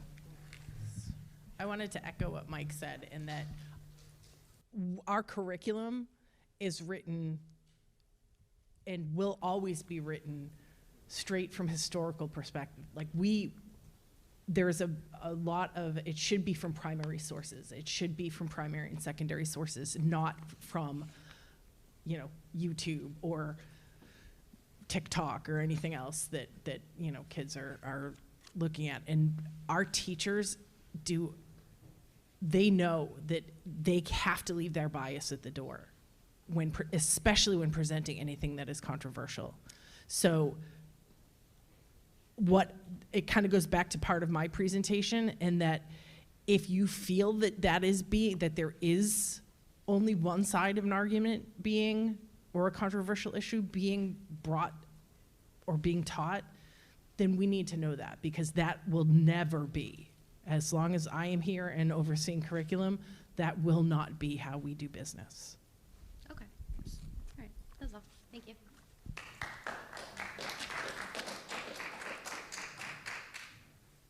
I'll be quick. I just want to tie in the last two discussions and this previous discussion and your questions about what we should do with the Statement of Unity. The first bullet on the Statement of Unity says, updating our history curriculum and the content we teach. Well, that statement is unclear. It doesn't provide guidance and direction. And you've all talked about a confidence that you've had in your teachers, and you've stated how you teach history and what you've been doing in the past. This statement implies an inflection point, something different. So this statement needs to be more clear. Please.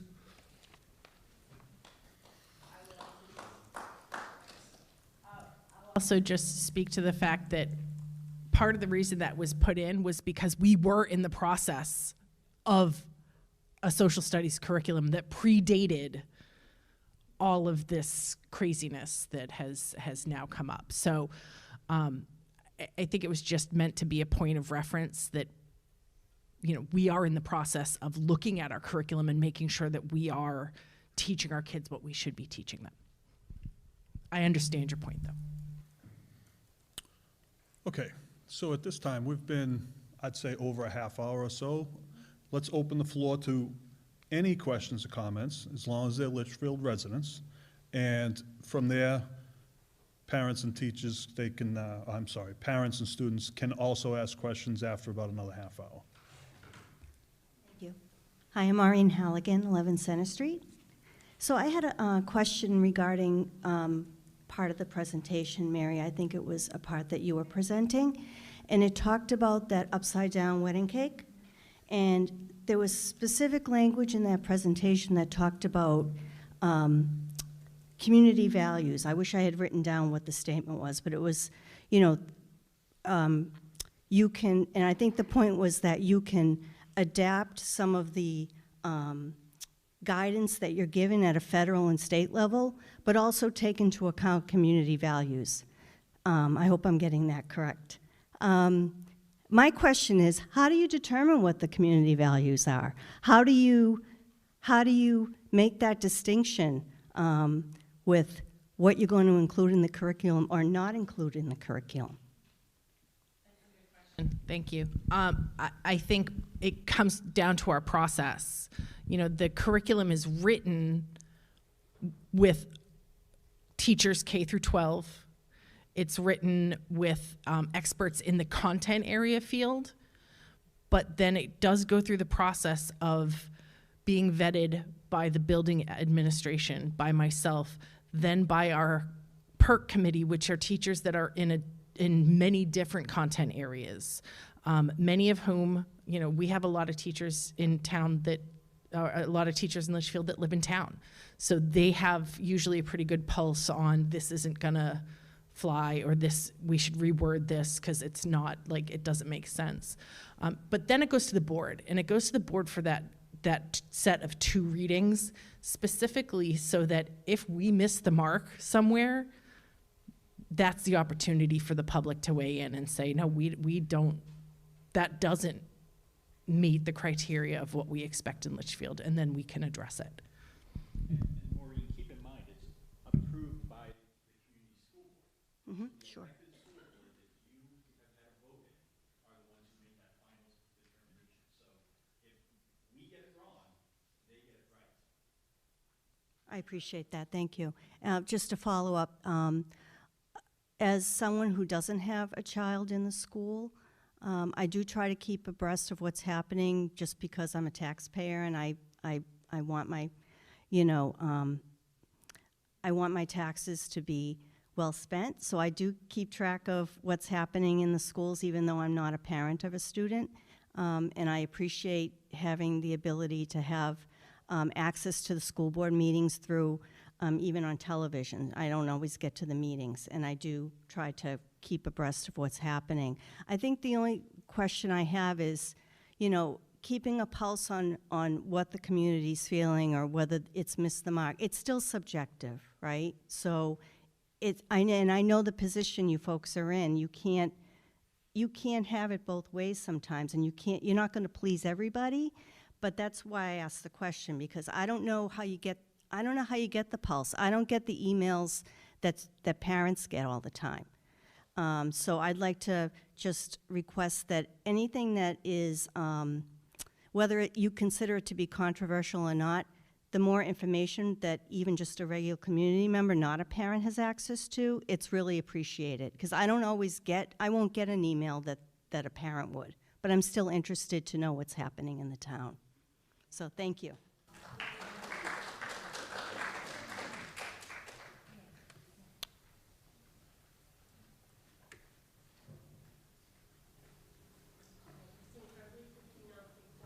I first just wanted to say can you hear me? Please.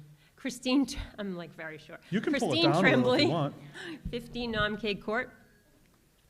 Just first of all, I wanted to say thank you to everyone. I have raised 2 kids. They're graduated. Excellent school system, excellent teachers, excellent faculty, and thank you to everyone, including the school board, for donating your time and all of that. I know it's not an easy job. I never had any, probably 99% of the time, never had any issues, and my kids weren't always perfect angels, so thank you again. But anyways, I think, I don't want to repeat everything what everyone's saying, but I think one of the main things that everyone is nervous about, because you're seeing it across the country, in every state and every city, a lot of cities and stuff, are including the CRT, and it's a little nerve-wracking, worrying what's going to happen. I understand it's not in our curriculum, but as everyone was saying, it can make its way through some of those links and so forth. I agree, the message of unity, fine. Having the links, a little problematic when it starts out. Anti-racist resources for white people, and keeps going. So I think the more, sometimes it's great to, I think everyone wants to add, more information to our history curriculum. We want to teach the good, bad, and ugly, absolutely. I've heard of things like maybe go into more details about the Tulsa massacre, whatever it may be. It's vetted, and I trust that it's going through the appropriate resources to make sure it's approved. With so much, our kids seeing so much negative on media, social media, and focusing on the ugly, I think everyone just wants to make sure we don't lose sight of the good that has happened in this country. And it seems like that's kind of the focus a lot lately, and we just don't want it to be the only part of history. Slavery isn't the only thing that happened in this country. It was a horrible thing, and we should talk about it, but it's not the only history. And I think, if we add this type of thing to U.S. history, we should also make sure we cover in the world's history that slavery was elsewhere as well. You know, it's one of those things where it's so much focus. If you focus so much on diversity and equity, that's all that you talk about, it can actually backfire. So it's just having the right balance, I think, is important. And I had 2 questions, actually, because I've seen in some other towns that they're having diversity, equity, and inclusion training for teachers and faculty, as well as sometimes students. It could be like I don't know, just someone comes in, consultant. I was just wondering if we've had that here for our faculty. Has that been a program here that has had consulting come in? No. And I've also seen some others, towns that are hiring diversity, equity, and inclusion, I don't know what they call them, directors, program directors, to the staff. And it's not always noticeable because, of course, you have a school board that gets voted in. Some of it actually gets funded through the COVID funds. So I was just wondering if that was a position that was thought about for Litchfield. No? Okay. COVID funds are fixing ventilation. Don't you love the cool air? It's freezing, by the way. Yeah. Better than hot, but yeah.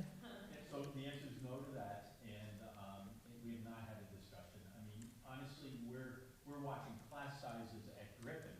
We're bellied right up to class size caps for positions that we didn't budget for. So we've got far greater needs at this point in time for classroom teachers that they would take priority over any position.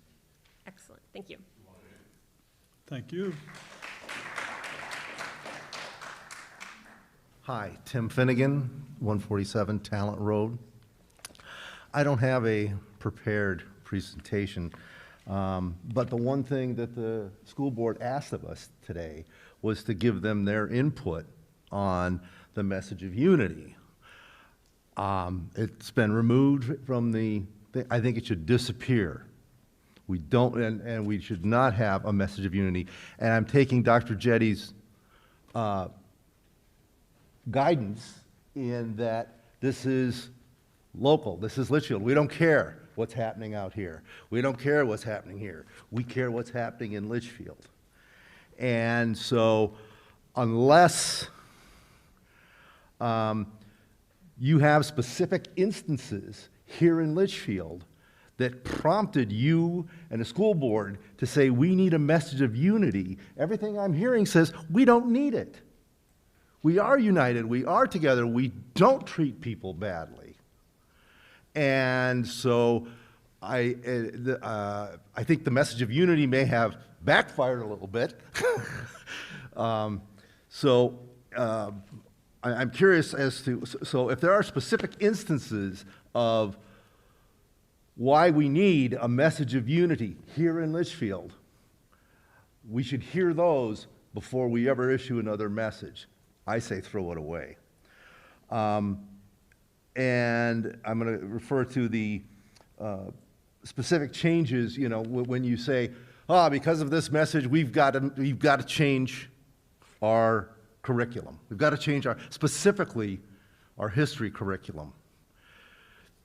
That needs explanation, or we'll throw it away, forget it never happened, and go on the way you say we have been. I was glad to hear, by the way, as a parent that did have a child here in the system, that there was a process if you were uncomfortable with the curriculum, not objected to it, I just didn't like some of the things that were in it. I was never aware that that process existed. So I would make an effort to make sure that parents know that that's there. You talked about C3 as if we should know what it is. So I don't know what C3 is or what it stands for. And the one thing, you've been very careful not to do it, Dr. Jetty, but when you gave your explanation on 4 traits, let's just keep in mind, they are not your kids. When you talk about this, we want our kids to do, we want our kids to be able. No, they're not your kids. They're our kids. And the fact that they're at a government school doesn't mean you own them. You should always keep in mind that they're not your kids. Thank you.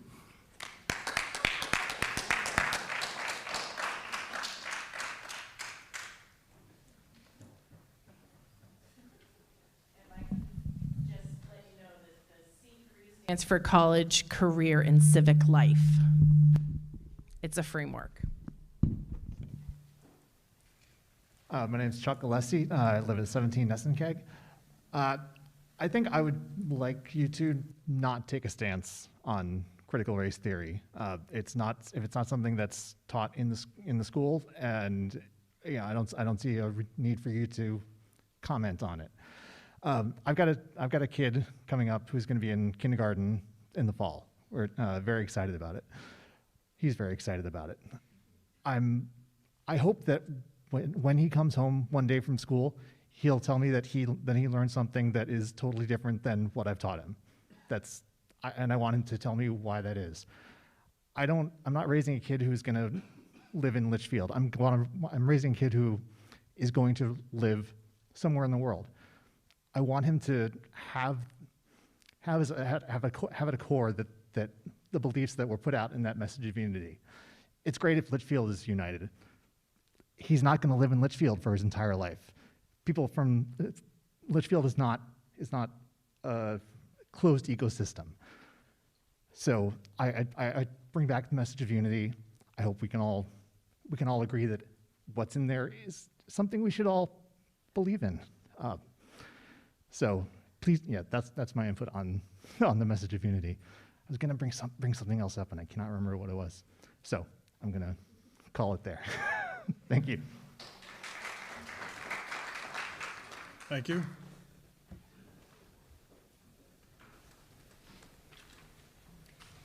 Hi, I'm Kathy Grondine, 20 White Street here in Litchfield, and I too have had two children who have gone through, both of them, 18 years of education here in Litchfield. I'm not currently a parent of a Litchfield school student, but only by a month and a half. So my son just graduated. I want to start just by saying I agree with the message of unity. If people are having a problem with the links, take the links off. I actually really appreciated it at the time. I do believe that what happens in our world impacts us here in Litchfield, and it was impacting me. I believe that it could have been impacting my children. We had conversations about that and in different ways, and I think that that was just a nice message to hear that the school had taken that step to do that. I also just want to thank all of you, and respectfully want to disagree with the gentleman who spoke a couple before me. I actually appreciate when you say our kids, because I entrusted all of you with my kids for 18 years, and the fact that you are that invested in them, I really appreciate that. So thank you for that. I've also appreciated all of the education that they've gotten, and I know they've gotten critical thinking skills, both of my children. And both of my children are very, very different, and both of them have come out of the same Litchfield school education with two very different frames of thought. I am extremely proud of my daughter. She thinks very much like me. I am just as proud of my son, who thinks very differently than me. I am absolutely all right with him coming up with facts, being able to support his own thinking, and being able to say what he says. That does not mean I agree with him. But I respect it, and I think that that is a very important thing for our kids to learn, and I appreciate that the school district has helped to do that for him. So please keep sharing the facts and not necessarily getting caught up in being, feeling like we can't express and share and teach all sides of a situation.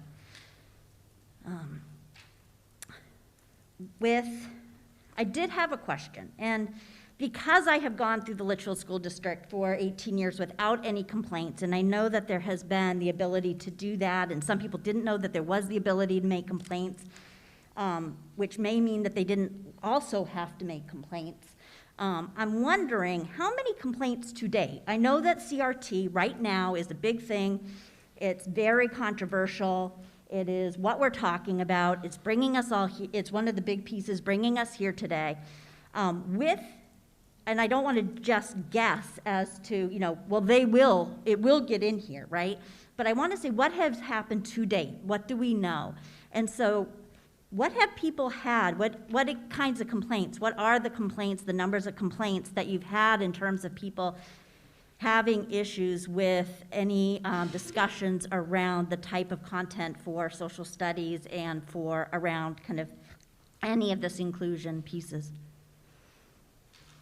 Yeah, thank you for that question. So I can tell you a couple of things. I mean, first of all, Litchfield schools in the middle of the pandemic were open for in-person learning, right? So we did something that not a lot of districts did.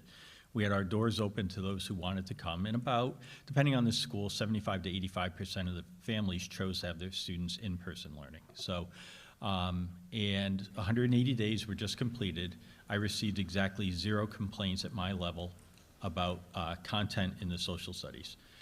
There were a few minor complaints that were resolved at the teacher level and at the principal level, but they were not about social studies and that level of content. They were more about, is this course of instruction appropriate for this course? And we were able to work all those things out using the process that we outlined. At the lowest level possible, you resolve the problem. So 180 days, 0 complaints. I really appreciate that because we're having a huge conversation about something that has had 0 complaints to date. So thank you for that. I also will just leave and respectfully, again, I know people have said you should make a statement around CRT. I don't know that there is a definition of CRT that in this community we will agree on. Therefore, I don't know that it would be fair to say we are going to agree or not agree with CRT. So I say let's take the facts, what we're going to teach, and go into the details there. I also just thank everybody here, and I really want all of you to know I trust the educators in this town, I trust the administrators, and I trust the school board to make the decisions about what the content should be for our curriculum. And I really do not want them to be worried about what they might see or hear on Facebook or other social media about what they're teaching in their schools. I really don't want them to spend a lot of time on these complaints when they haven't had a lot of them so far. And I certainly don't want them to be worried as they do their jobs that they could be losing their certification. So I hope that we can resolve this as a community. Thank you. Kathy, I want to thank you for that, and also just respond to your comment about our kids, and Tim to respond also. So I'm a father. I have a 9-year-old and a 10-year-old at home. I send them off to school. I've been involved in public education for 31 years. And, you know, I'm sorry, but they are our kids, and that's the way I look at it. When I go into a school, I think, is this what I would want for my children? Is this what I want to do as an educator relative to the way I expect my children to be raised and taught? So I do bring that lens to it. I will always be a father first and an educator second. And I'm sorry, there are kids. Thank you. Ms. Douglas? Carrie Douglas, 9 Pheasant Street. I first have a question, or maybe a couple questions, depending on how the first answer goes. So the curriculum that's being developed, will it be electronic, or will there actually be a physical book? I ask because I like to read my kids' books so I know what they read. If it's electronic, how will a parent have access to that? How will I know what my child is being taught if I don't have access, unless the school makes sure the access is provided to those electronic documents? That's actually one of the concerns I have with a lot of the social studies teachers using handouts and articles, because I can't read it in advance to know what's coming. I can't say, I'm gonna have to have a discussion with my child about this topic, because we think about this a little differently. So I'm not a huge fan of that process. I get why it's done. I think we need to include parents more in that discussion, because my students are no longer in this district, but they were here during the pandemic. And a lot of times, I'm pretty sure, I think I had a math book, but no social studies book. My older son is a very deep thinker in that he takes time to process. So a lot of times, months later, I'll get a question say, hey, you know, why did this happen? Why would somebody say this? And I'd be like, well, where'd you hear that? We don't think that. I learned it in social studies. Now, by the time I find out about it, it's too late to make a complaint. It's not really a complaint, because it's just a biased presentation of the view, but it's not really wrong. It's a different interpretation. So do I file a complaint because I think, I loved your perspective that a student should never know your position. I wholeheartedly agree with that, and I think that is an excellent indicator of an educator. A student should be able to walk out of your classroom and not know your position, because you present it so well on both sides. That is where the critical thinking comes from, because they learn it and they can make a decision. When my child walks out and knows how the teacher voted for the presidential election and thinks how it should turn out with the different disputes, but I don't know about it until long after the fact, after I've withdrawn my kid, so if there are no complaints, here's one now. I think you need to take a look at your professional development, remind your teachers that the goal is critical thinking. The goal is both sides of the argument. My students should not walk out of there asking me, why would the teacher say this about the president? So I apologize for not filing the form, but I didn't know about it until long after the fact because I didn't have a book. And the syllabus is fine. It tells you exactly what it is. But it doesn't give me the day-to-day lesson plan.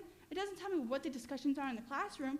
So referring parents to the syllabus is only half the thing because that's not all the information. There's so much room outside of that. And that's great because teachers need the flexibility to have those conversations and follow the students where they're going. But if I don't know about it, because I don't have a book, I don't have the handouts, everybody's using these Quizlet things that I don't necessarily have an ability to review, I can't tell you that I have a problem with it because I don't know that I have a problem until it's long past. Thank you. Thank you. Can I just Yep. respond? Carrie, I just wanted to, you and I, we're both moms. And I know as in my role as mom, I don't always hear about conversations that happen at school or lessons that happened until long after the fact, if ever. My kids are very tight-lipped about what goes on at school. I trust our teachers. I understand that not every parent, there are different degrees of skepticism and trust, and that's certainly personalized to you and your kids. I think, though, that the materials and the tools that teachers use may not always give the full picture, but a conversation with that teacher will. A conversation with that teacher will say, listen, I'm concerned that you guys are talking about politics in class, and you shouldn't be. And you're right, they shouldn't be. The students, there should be students should not know where their teachers stand on any of these issues. And you're right, and I agree with you. That angers me that was said in class. But again, a young child, not knowing exactly the conversation, but it's enough that it made an impression, and it's enough that it occurred after the fact. So Yeah. I can't even go to the teacher because it's so far past. So my thing is, if we're having updated information, do everything you can to get as much of it to the parents as possible so we can flag it in advance. Yeah, I agree that we need to remind our teachers the place for politics is not in the classroom. If you're presenting historical material or current events as a topic, your personal views don't come into play. And I agree with you. But I also encourage you to remember that when you do entrust the district with your students, you're a partner in that too. And I would have been happy to do it had I known about the conversation at the time. So that's again, there's a lag time. It's a catch-22, but we can't do anything about it if we don't know about it happening. Well, exactly, which is why I'd like to bring to your attention that there are no complaints and no concerns. Well, some of us may have them, but we didn't know about them in time to put them through the proper You can channels. still complain about things that happened in the past. I'm not going to hesitate to complain. Carrie, I know you. I know that as a fact. But Carrie, yeah. I will see what I can. Right. Absolutely. Thank you. Thank you. Thank you.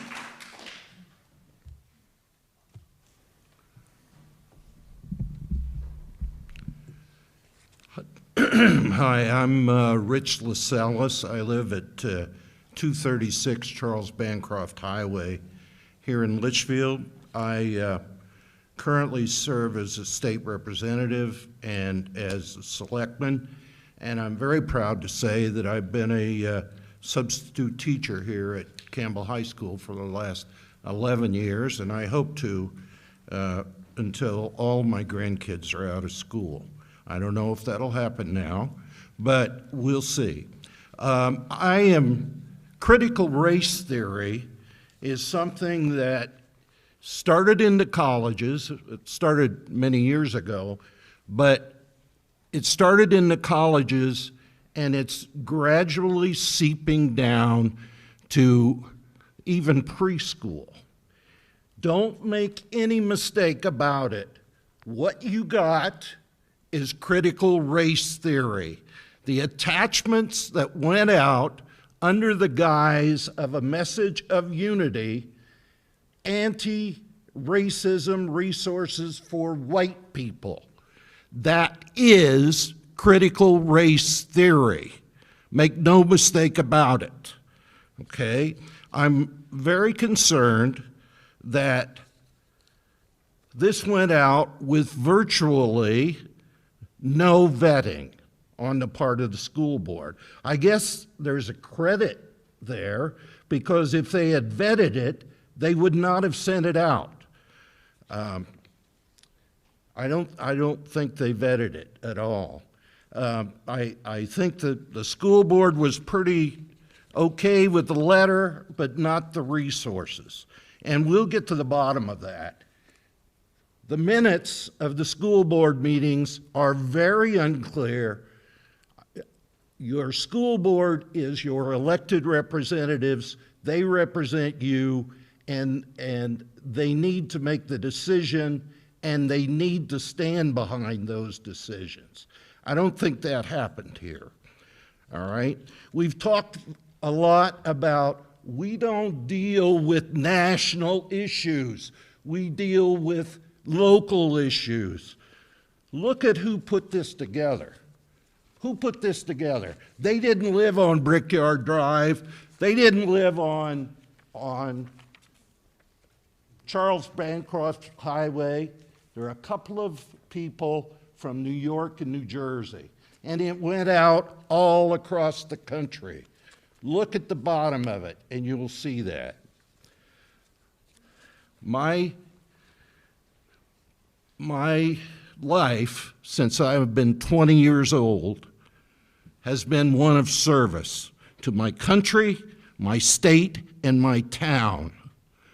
This room was built at the time when I was chairman of the school board, and we passed the bond issue through my work and a lot of other volunteers in the town of Litchfield, all right? I love this town and the school, but I wouldn't be here if I wasn't afraid of what this says. I don't have anything to gain by making an issue of this. I didn't really know about it until about a month ago, all right? In the legislature, we passed that HB 2 to prohibit this. I was in a meeting in the run-up to the vote on the budget, and our town was used as an example of why we needed that. All right? Our town, Litchfield. If you go through some of these things in here, they talk about police brutality and defund the police. Don't we know that there's like 60 or 70 households in Litchfield that are police households? All right? What do you think students that read that, what do you think they think when their father or their mother is a cop? People call Litchfield Cop Town. Is that representative of Litchfield? Absolutely not. So I don't know the process that the school board went through. I don't know what was in our mind. Was this a way of being woke or an attempt at to show how virtuous We are? I don't know. I don't know because I don't see anything good coming out of that. I'll leave you with one more thing. Everything in critical race theory is looked through a prism of race. And I'll leave you with Martin Luther King. Martin Luther King is not quoted here. Martin Luther King said he wanted his kids to be judged by the content of their character and not by the color of their skin. When you look through this stuff, you're looking through a prism of race. Make no mistake about it. That's what it is. So, I'll say it again, we made a big mistake by doing that.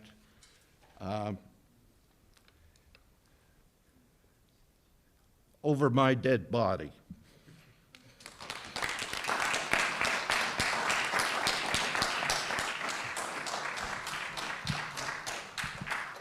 Thank you. Does the school board have any comment to come back from Yeah, if I can just respond quickly. So,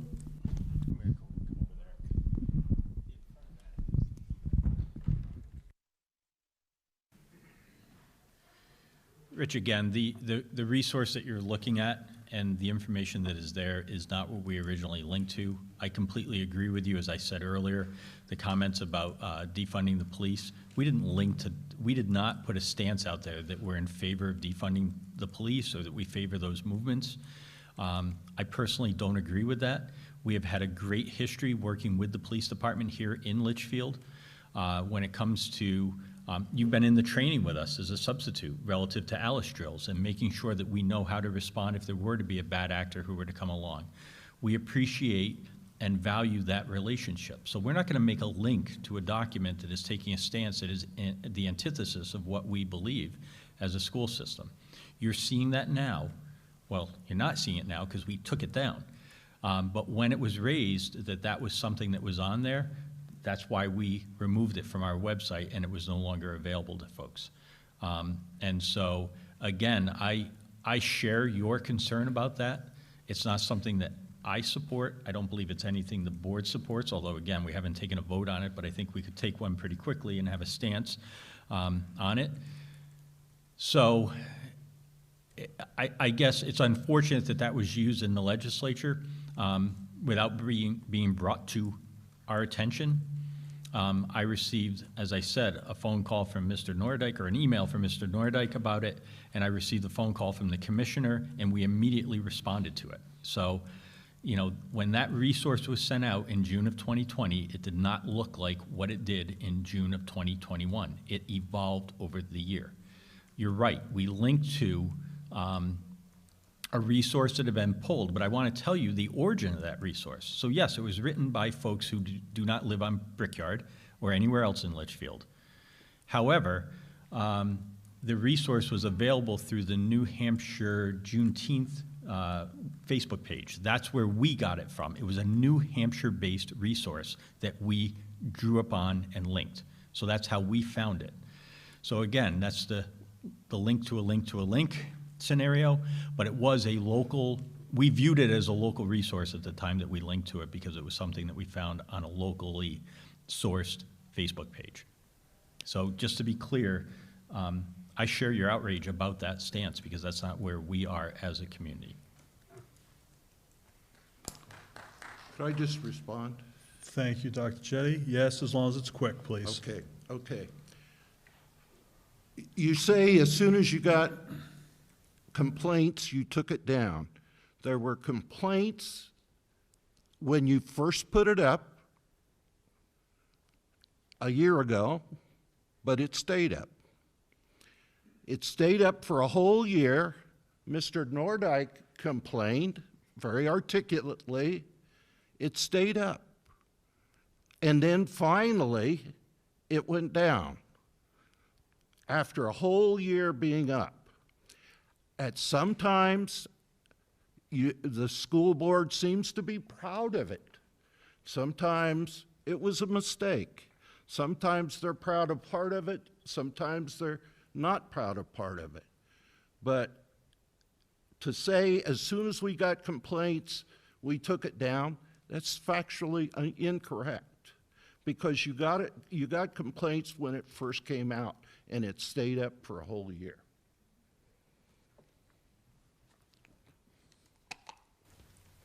Rich, when it first came out, there were a couple of complaints or concerns, I guess. I don't want to call them complaints. There were concerns that were raised, a couple of them. We responded to those and did not hear back from anybody on the responses. So, and again, nobody brought up defunding the police or other things that were on there because they didn't exist at that point in time.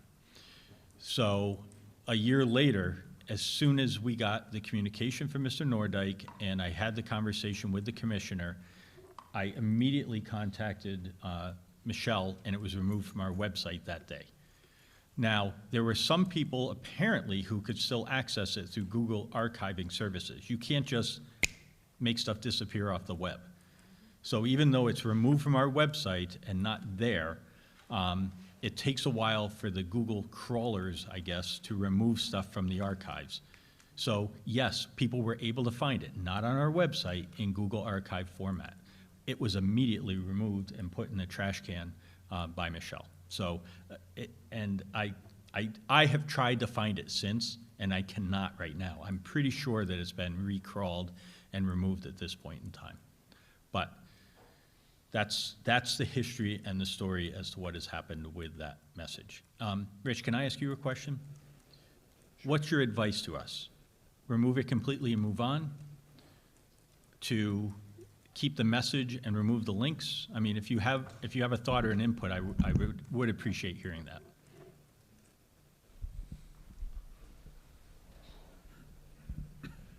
Well, in many ways, the damage has been done. I think a statement opposing critical race theory is in order.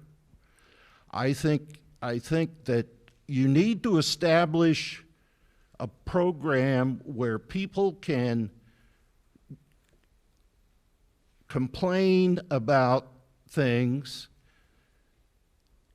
in a way that they feel comfortable in doing them.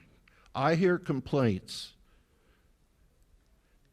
but they never get to anybody, or they're not acknowledged, or no one takes action against those. So in answer to your question, I don't know if there's anything that can be done other than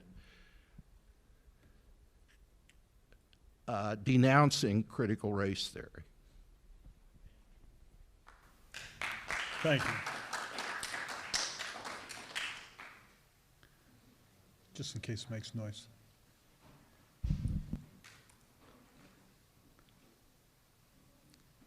Ma'am, please. Hello, my name is Cecile Bonfoudois from 1 Tamarack Lane. And I just want to first say that recently I shared with Representative LaSalle, without a doubt, this man is the biggest cheerleader of our Litchfield students. And when he posts about our kids' successes, he doesn't stop and think, well, wait a minute, is that mother and father a Democrat or a Republican? That's not where Rich goes. And in this climate, that is amazing, because we have experienced that with other people. And Rich has posted about all of our children's success, and it just warms my heart. And I can never take that away from you. And I thank you. I have also been honest with him that I disagree. The division in our community, the divisiveness, it breaks my heart. We're a small community, and when I see on the WhatsApp, Facebook, people taking sides, that's like the only time I comment. Please shut this post down, I beg you, because we start hating each other. And that's not what this small community is about. Last July, there were 37 pages of public input and letters from the community members and parents that were attached to our school board minutes. 37 pages. Not one was about this issue. Not one. Further, there were hundreds of emails. I read them every month. It's the only way I can stay kind of plugged in. I don't have time to watch school board meetings or attend them, but I want to know what's going on. I've had 3 kids graduate in the past 3 years. Hundreds of letters, emails, because of the COVID, submitted to our school board.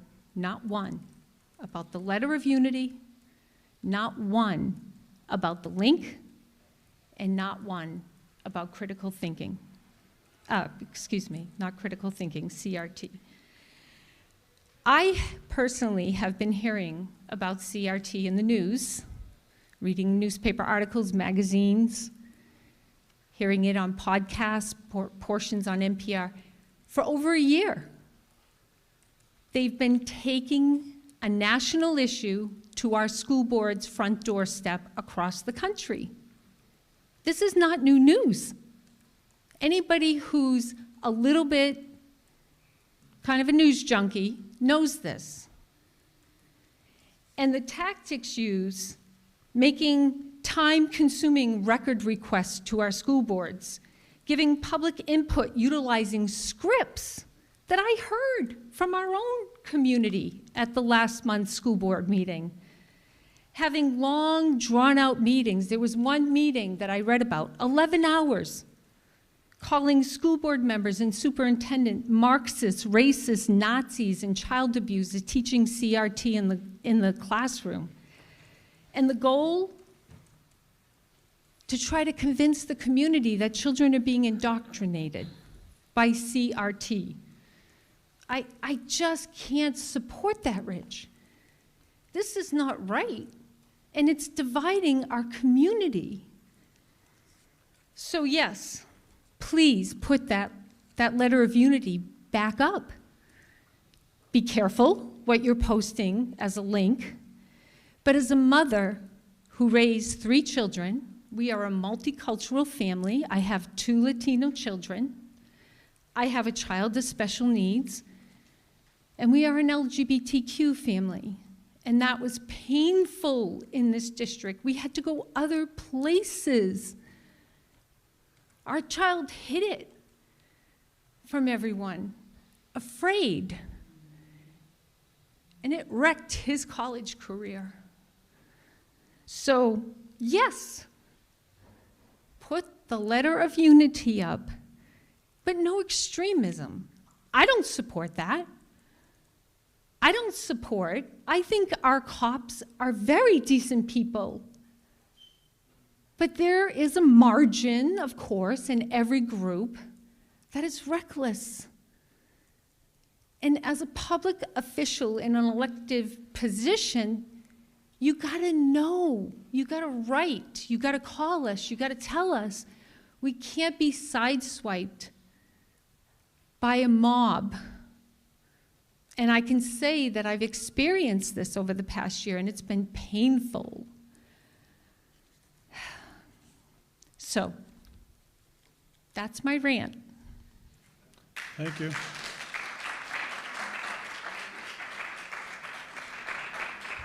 You have the floor. Thank you. My name's Laura Gandy. I live at 3 Chamberlain Drive. I spoke at the last school board meeting and expressed my concerns regarding the message of unity. And I just wanted to go over some facts because I just think some facts are not clear or maybe misunderstood. That message of unity came out in June, as Dr. Jetty said, and I received that message. My boys did not attend the high school here in Litchfield. They did go up through LMS. But I did receive that message of unity from actually several people. And then I did send that message of unity with many of like-minded people that I know in town. And that email that I sent out to folks was on June 11th. And in that email that I sent to folks, just because there's questions about the link, and my email of June 11th, 2020 talked about some of those links. And I said at that point in time in June 2020, also some of the reading suggestions, which are titled Anti-Racism for White People, Screams Racism to Me. I did peek at some of the resources they are requesting that we read. The Where Should I Donate blames the police and National Guard for instigating and initiating violence. This was a link at the time that that message of unity was first put out. The resources, the book Me and White Supremacy teaches one how to recognize white privilege. So this was at the time in June 2020 when this was put out, so those links were bad at the very first instant. They didn't evolve until now where they're bad and they should have been removed. And let me just, so that I Donate site, that was one of the links, says, first and foremost, police officers and the National Guard themselves are initiating violence. So when Ben Sargent made that comment, from my own records, he's 100% correct. The links that were put out by the school board were insulting and derogatory towards our police department. That is unacceptable. Then the book of Me and White, that book, some of that says, white supremacy is a system that you have been born into. Whether or not you have known it, it's a system that has granted you unearned privileges, protection, and power. It is also a system that has been designed to keep you asleep and unaware of what having that privilege, protection, and power has meant for people who do not hold white privilege. What you receive from your whiteness comes at a steep cost for those who are not white. Again, an original link back in 2020. And then after my email went out June 11th, June 17th, there was a school board meeting where I believe Dr. Jetty commented about how he received concerns and complaints, because I was told by people after I sent my email that they were responding to the school district. So they did reach out to the school district. Whether or not those emails became part of a permanent record, I don't know. And they received an answer, which I then responded in turn to Christina Harrison, that I thought those were canned responses on a Facebook post. So this issue did not just come to light now, it's been in existence for over a year. So we had these links and this message up promoting racism in our district for over a year. So the fact that now it's being said that these links have evolved, they may have evolved into something worse than what I originally found in June 2020, but the links that were first put out were horrible, insulting to every single member of this community. And I think it was negligent on part of the school board, especially the June 17th comments from you, Dr. Jetty, where you said that it's not your job to vet those resources. I disagree. If you and the school board are putting out resources for the community to look at, you need to vet those. What if there was something really, really bad on a different topic? Do you take no responsibility for that? You and the school board have a duty when you put links on them to vet those and to say, like you did on your June 17th meeting, that wasn't part of your duty or your responsibility. That's not right. It is. It's part of you and the school board to make sure that our kids are being properly taught, that they are receiving healthy information, information that helps them grow into healthy individuals, not information that divides us, that promotes information that's negative. That's not what we want. And I do have one thing that I did mention at the last meeting was the NEA stance on business item number 39, where the union is going to be promoting CRT in the 1619 project. I know it's been said, I know Patrick Keefe has said that's not happening in Litchfield, but he's part of that bigger picture. And I want to know, what is the school board going to do to ensure that that type of message from a group that our teachers are part of doesn't permeate into our district? Critical race theory, thank you very much for saying it's not taught in our school. That's not my concern. It's the ideology behind critical race theory that permeates. So you can say all day long that critical race theory isn't being taught. You can say all day long, you can issue a message saying we're not going to promote it, we're not, we are against it. But the concern is the ideology behind that. That's what permeates into the classroom. That's what permeates when you have teachers expressing their political affiliation. That's what permeates when you have teachers saying something about the current president or any president that is going to sway kids one way or the other. It's that type of ideology that I don't expect you to micromanage, but what assurances do we have as parents, as residents of Litchfield, that the school board is going to do everything in its power to ensure that that type of ideology does not permeate into our students and into their way of thinking?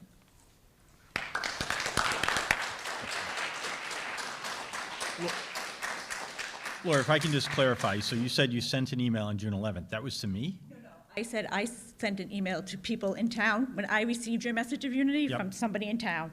I'm like, oh my goodness, what is this? So then I sent it to a group of people that I'm in frequent contact with, saying, hey, look, here's a thing that was sent out from the school board, and I read to you from my email. Here are some of the links, and those links were really, really bad at that point in time. That's why I sent that email. And I received responses back from people like, yeah, we sent a letter to the school board, and I saw that letter, and it was a response. And then when I had an interaction with Tina Harrison, I got the same response from her, and I think she'll recall that. I said, that's a canned response, because it felt like everybody that had a concern at that point in time was getting the same type of canned response. And canned may not be the choice word, I will say the same response. But I felt that it was canned, because it really wasn't addressing the issues that were bothering the residents of Litchfield. I appreciate that clarity, because I don't recall seeing that or hearing that. No, and I did not do that. And again, I did respond to a few parents. So a few people reached out to me, and I did have a response to them. And obviously, each individual board member does their own response if they receive that. So that, I appreciate hearing that.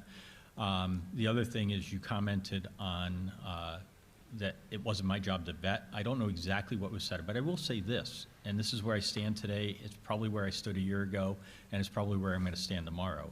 And that is that I trust the parents of Litchfield to vet those resources and determine on their spectrum what they're going to do in their household. If I was handed a list of resources by anybody, I would then decide what is it I, as a father, am going to engage with my children over, and what's the appropriate level.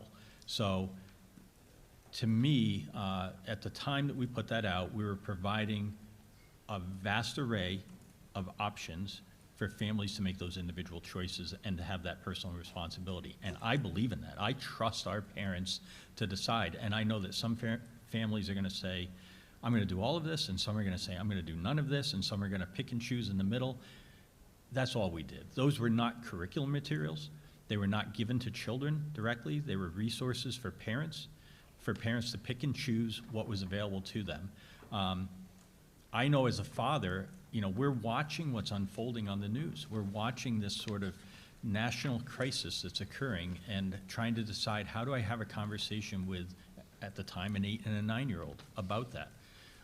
And so some of those resources I would not have introduced to an 8 or 9-year-old, but if I had a 16 and a 17-year-old, I might have been in a different spot about that. That's all we were trying to do, is to be part of the community and to provide options and resources for families. Remember, too, we're all in lockdown. We're all sitting, I mean, I was doing this sitting in my home toy room, converted into a home office, right? Because that was the scenario that we were. We were isolated, we were away from each other, and we were trying our best to keep everything plugging ahead. And so it really was with the best of intent, and again, just providing people with those options and opportunities. So I just wanted to clarify that point.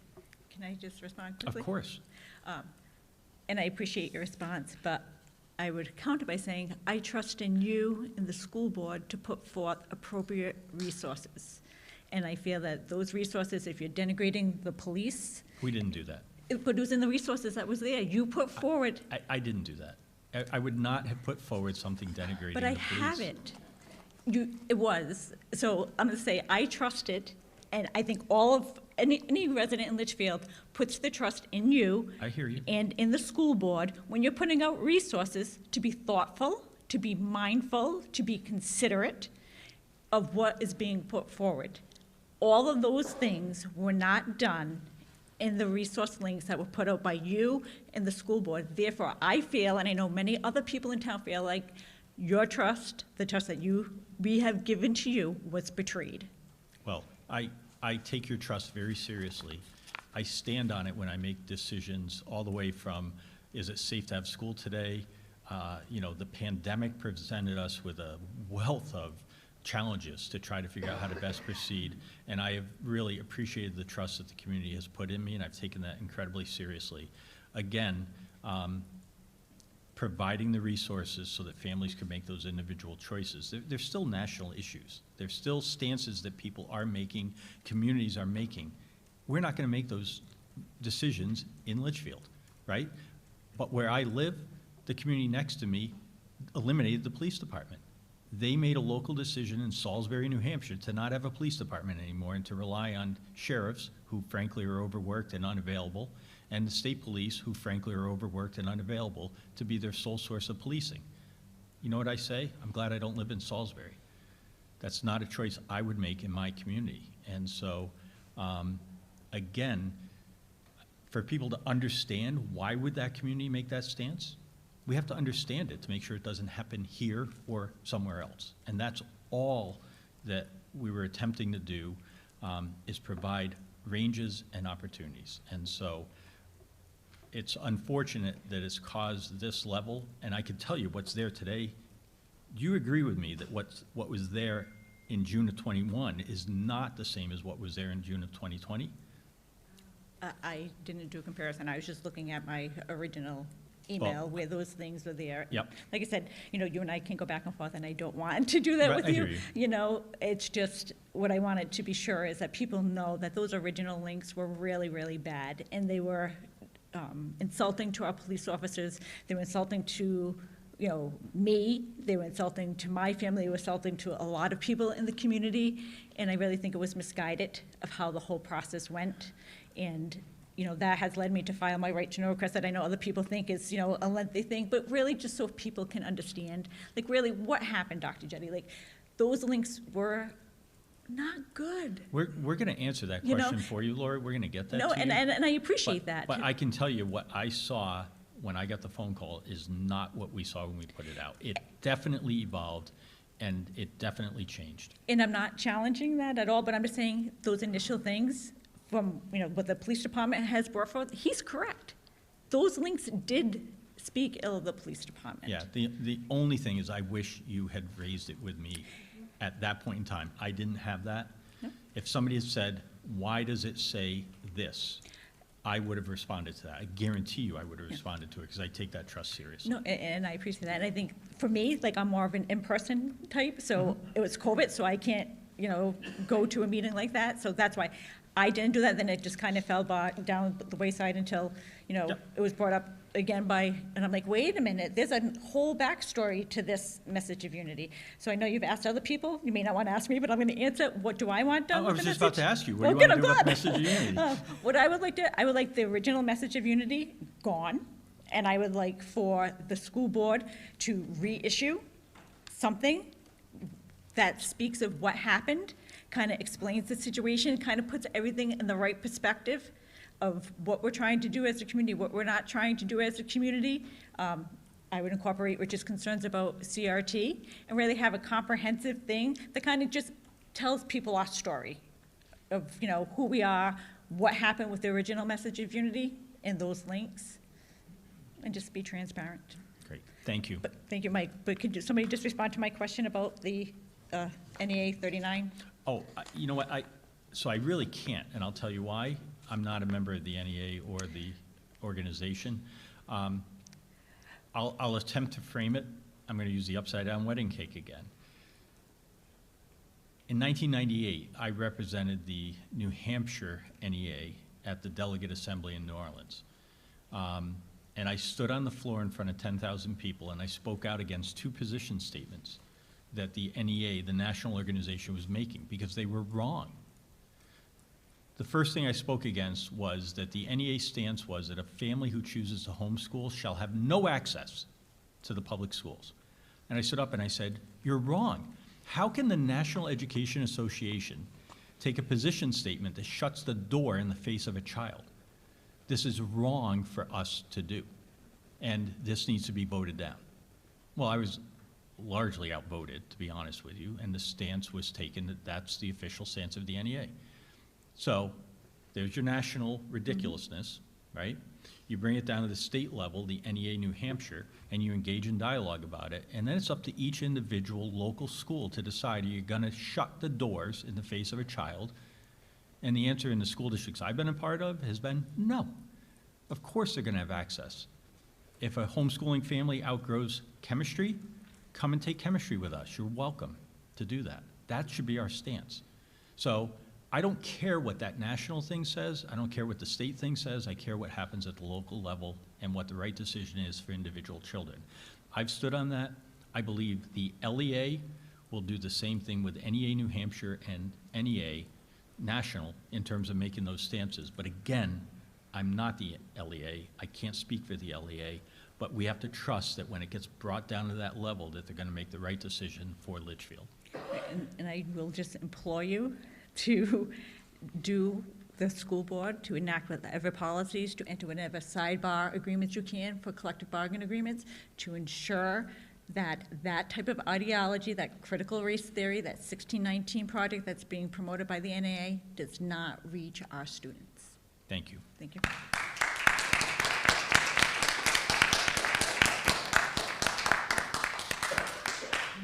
All right. One sec. Okay. Thank you for that, Laura. We now stand with less than 20 minutes left before this meeting is done. This meeting is going to end at 8 o'clock sharp, okay? The floor is open to anyone that wants to ask a question now, parent, resident, student, as long as you're a Litchfield resident, okay? If you are re-asking a question or coming up for a multiple time, please keep it very short and brief.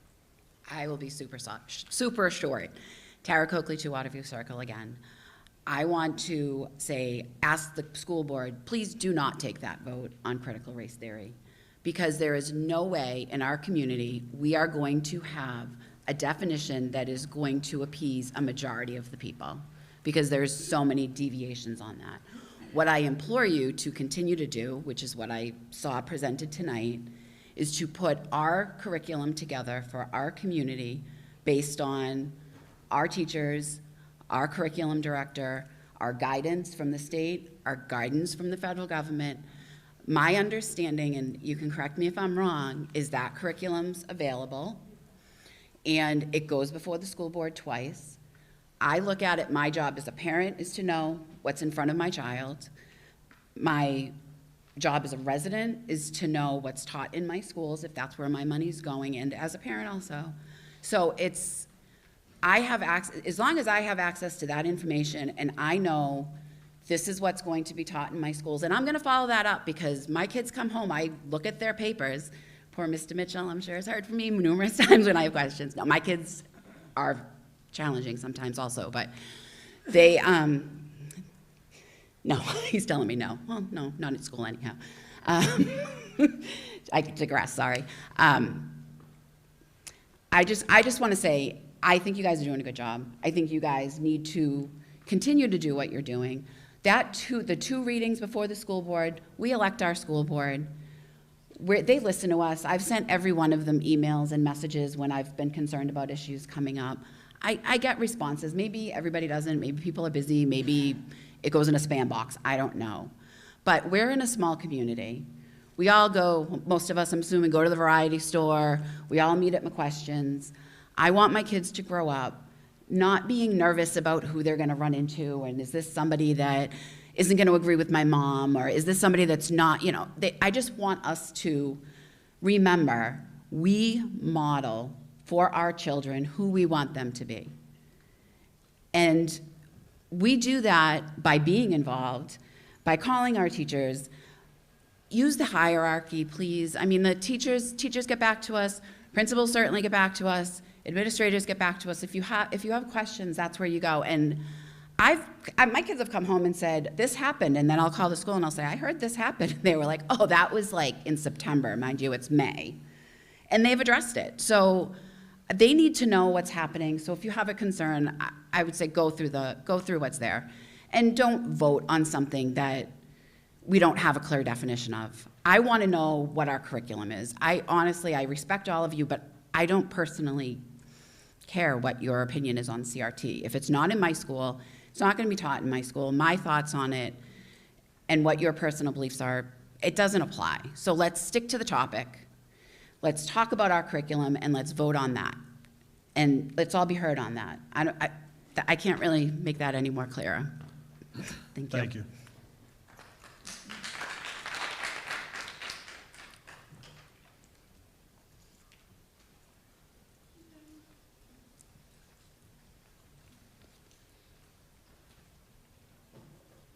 Hello, my name is You Betty have Vaughn. the floor, sorry. Huh? Go That's ahead, all you right, have the floor. I live at 19 Stark Lane. I just wanted to say, I think you should keep your letter of unity, maybe change a little bit, I'm not really sure, but let me just take this off because I can't breathe. I just think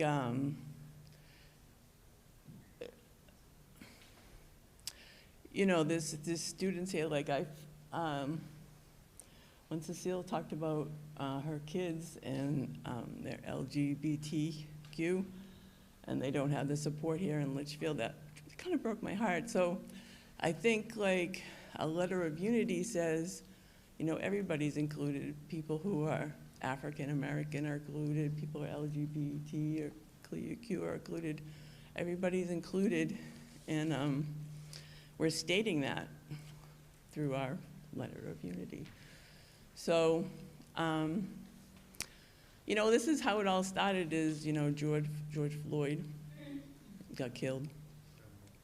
And then that sort of sparked all of us to be concerned about race and racism. So, you know, I just think it's important for us to, you know, remember that we want to make it clear to everyone that everybody is included and that we're all community, and that's it. Okay, thank you.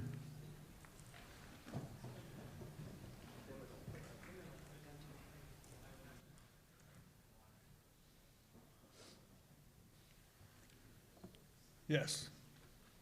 Hi, my name's Harry Nordyke, 8 Rocky Hill Road. First of all, thank you very much. Really appreciate it. I had 2 kids go from soup to nuts through the school system, and I personally couldn't vouch for a better school system. In my growing up, I moved around a lot. I saw a lot of different school systems. So just want that on the record. Litchfield is a great school system. I personally would hope it stays that way. So one rhetorical question, why don't next time, when you put something like this out, you make it a matter of record. That way there's no back and forth on what was the original document and what is now the present document. The proof is in the record. That's a rhetorical question. Why don't you do that next time? And why don't next time, if you have a meeting and you take votes on these things, you make it a record. You hold minutes to those meetings so it's transparent, because this has caused quite an uproar. I think you're feeling it. I feel for you. You're under the gun. I get that, okay? 2 thoughts. 1, when my kids went to Campbell High School, there were 4 core values, as I recall. I think it was character, courage, respect, and responsibility. I don't think there was any courses taught on that. May have been in the handbook. I'll bet you there was things posted on the walls, but it was taught. It was taught. It was taught through discipline, funneling through the vice principal's office, through lunch monitors, through hall monitors. Teachers in classrooms taught that, on the playing fields, on the stages, in school assemblies. It was taught. And when I think back on my career as a student, which was unremarkable, in public schools, the teachers I remember taught me things. Well, I always remember Miss McLaughlin, my 1st grade teacher. That's where I learned to read. I learned to read in 1st grade, and she taught me to read. And, but I learned other things from my teachers. I had a teacher in 5th grade, Mr. Sheets. He had cerebral palsy. The entire right side of his body was withered. He had the strongest left arm that you've ever seen in your life. And he taught me about what it meant to be bullied by people because you're different. That wasn't in the curriculum. That wasn't in the curriculum. The best football coach I ever had was Lou Harrigan. He was a black man in the Deep South in 1975, coaching me as a 9th grade junior varsity school student. I'm here to tell you, that was a groundbreaker. And one of the things he taught me was, hey, don't be too sure about who you are or where you come from. I called him one day, I said, oh, Coach, you're being a turkey. Well, he let me know that somehow that was an inappropriate remark to make to an African American. He said, you don't know where you came from, you don't know who you are, and he's right, because I have Cajun blood in me, so I really don't know. You never can tell. But that wasn't part of the curriculum. That wasn't part of the playbook. That was him teaching me something. And I could go on with Dr. Pisano in high school. I took a comparative religion course in high school. He was an ex-Jesuit brother. He left to marry a nun, okay? He taught me things, too, about the differences people have in their religious beliefs. That was part of the course, but he taught something deeper than that. He taught about a unified theory of most faiths and faith traditions. That was not part of the curriculum. So make no mistake about it.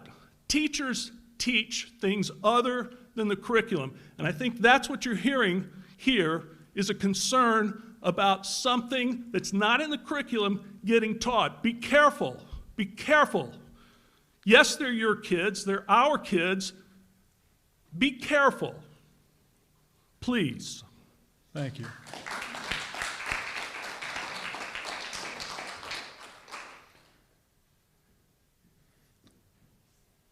Is there anything else? We have about 10 minutes left. No, I don't need that. Please be brief. We have another as well. Okay. I'd just like to say that we live in the greatest country that's ever been on earth. I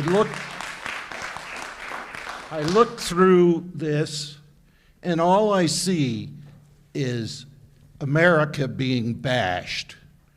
Why is it that we have people that are walking 1,000 miles to get to our southern border?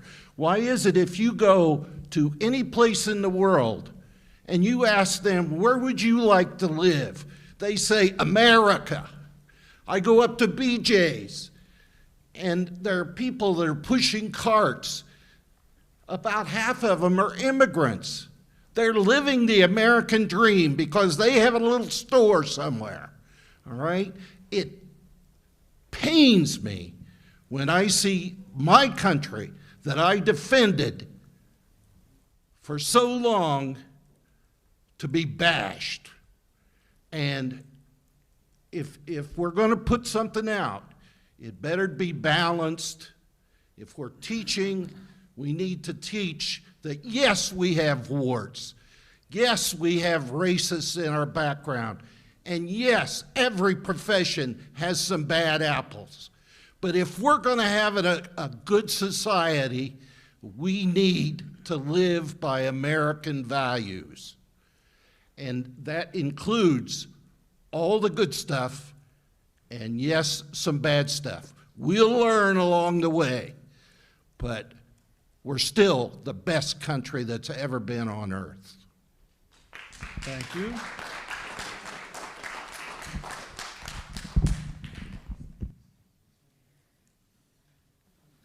Hello, Brandon Lefebvre, 43 Brickyard Drive. Thank you. A lot of what I've been hearing is to bring to the school board's attention the issues. And I really think the heart of what I was trying to convey earlier is I think the community needs action, proactive action from the school board and from the school system to put into place policies, procedures, hard items of action that aim to avoid extremist views, ideas, topics, all of that, regardless of if it's left wing, right wing, doesn't matter. Those need to be prevented from becoming part of discourse outside of curriculum and making their way into the classrooms.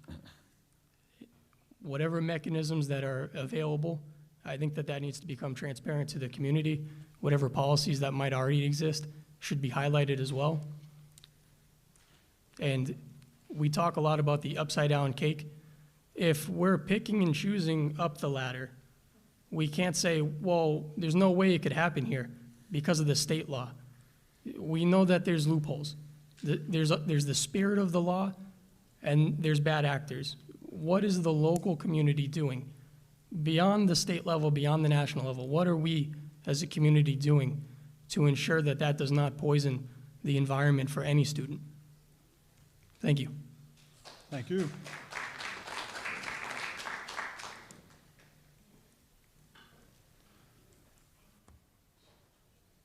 Looks like we have one more. Megan Reed, 2 Oak Drive. So my question is, can you, and I realize I never answered about the message of unity. I think it's great, you know, for us to be a great community. Can you send out what you originally approved to be on that? The original Google Doc that you approved. We can't. We do not have a hard copy. Do you have a PDF of your message of unity? We have the message of unity. We have the resources in terms of here's a link. So nothing else was saved? No. So what that link goes to is not what it was. Do you okay. And it's not our document. We don't know that. So I guess, we don't have access. We can't even do like revision history. Yeah. To see how that is. I guess I'm just confused.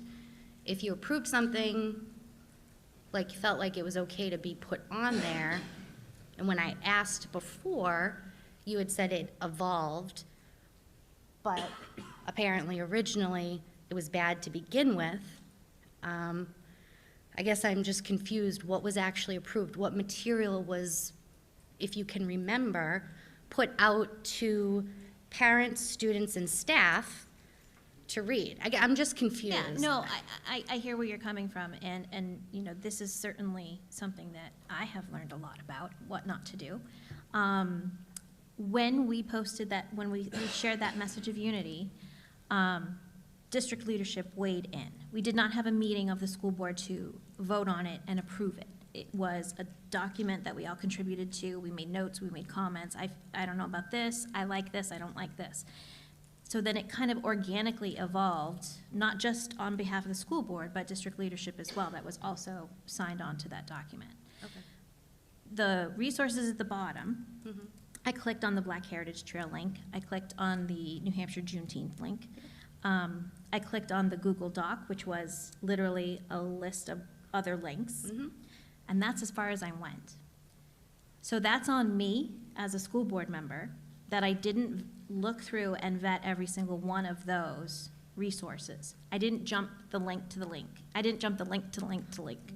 So that's my lesson now as a school board member, that I'm responsible for what we put out, no matter who owns it, no matter who, I mean, I thought we were like Mike said, we were offering these resources to be available for people who might want to partake in them and use them to talk to their kids about it.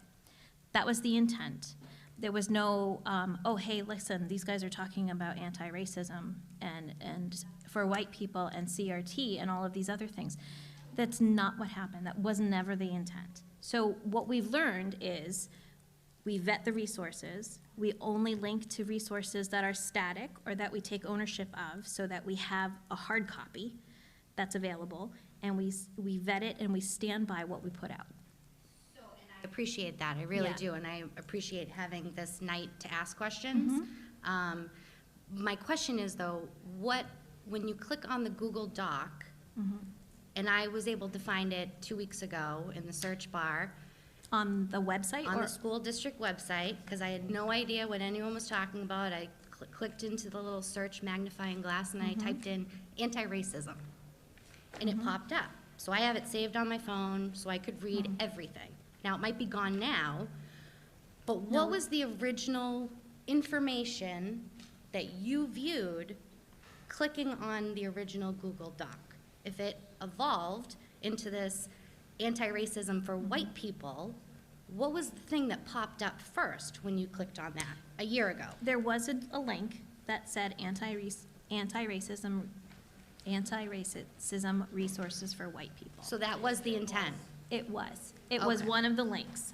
Okay. I didn't go down and look at all of the resources. I didn't watch all the videos. I didn't Okay. read I didn't listen to the podcast. I didn't read the I articles. didn't either, but. Right.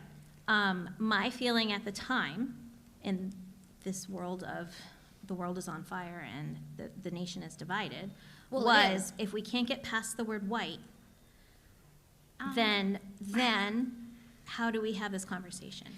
I think So having this since- conversation is great, but it said resources for students, staff, and parents. So anti-racism resources specifically for white people was one of the is options. inappropriate. Okay, I accept that. So when I originally asked my question, you said it evolved and what it is now wasn't what it was before, but now we find out it was that way the whole time. No, But it that, was. No, that was a, Hang on 1 second. You I just asked- want to know the truth. Yeah, I'm not trying to argue we're- the truth, we're- I promise. We're being completely transparent. We Yeah. wouldn't be here having a forum tonight if we weren't willing to answer the questions and be transparent about it. So Mm-hmm. did it say anti-racism resources for white people? You just asked me that for the first time. The answer Mm-hmm. is yes, it did say that. Well, I asked you before the information, and you said I- it's I- not What what I it was said is that before. the links have evolved. The way I'm it- not talking about the links. I'm just talking about that original Google Doc link you click on, that and did not everything s- pops no. up.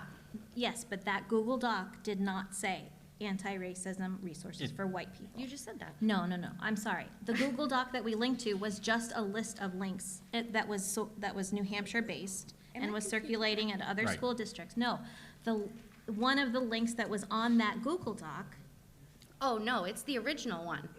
It's the first thing that pops up. It's like 5 bullets. It's on page 2 under your message of unity. Yep. Right. It says the Black Heritage Trail, Juneteenth. Yep. yes. Oh, yeah, right here.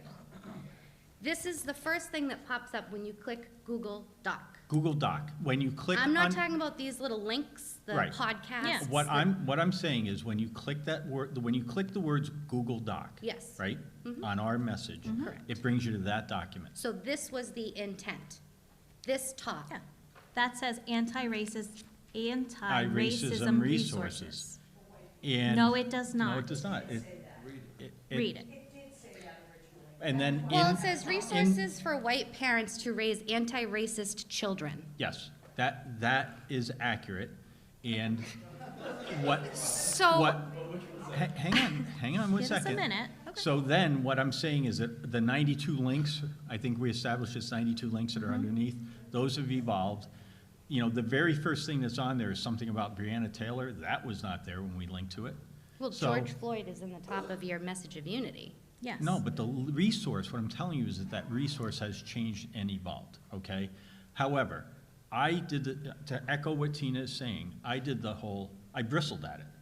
And then I thought, well, maybe I'm supposed to bristle at it. Isn't this about invoking a Right. dialogue?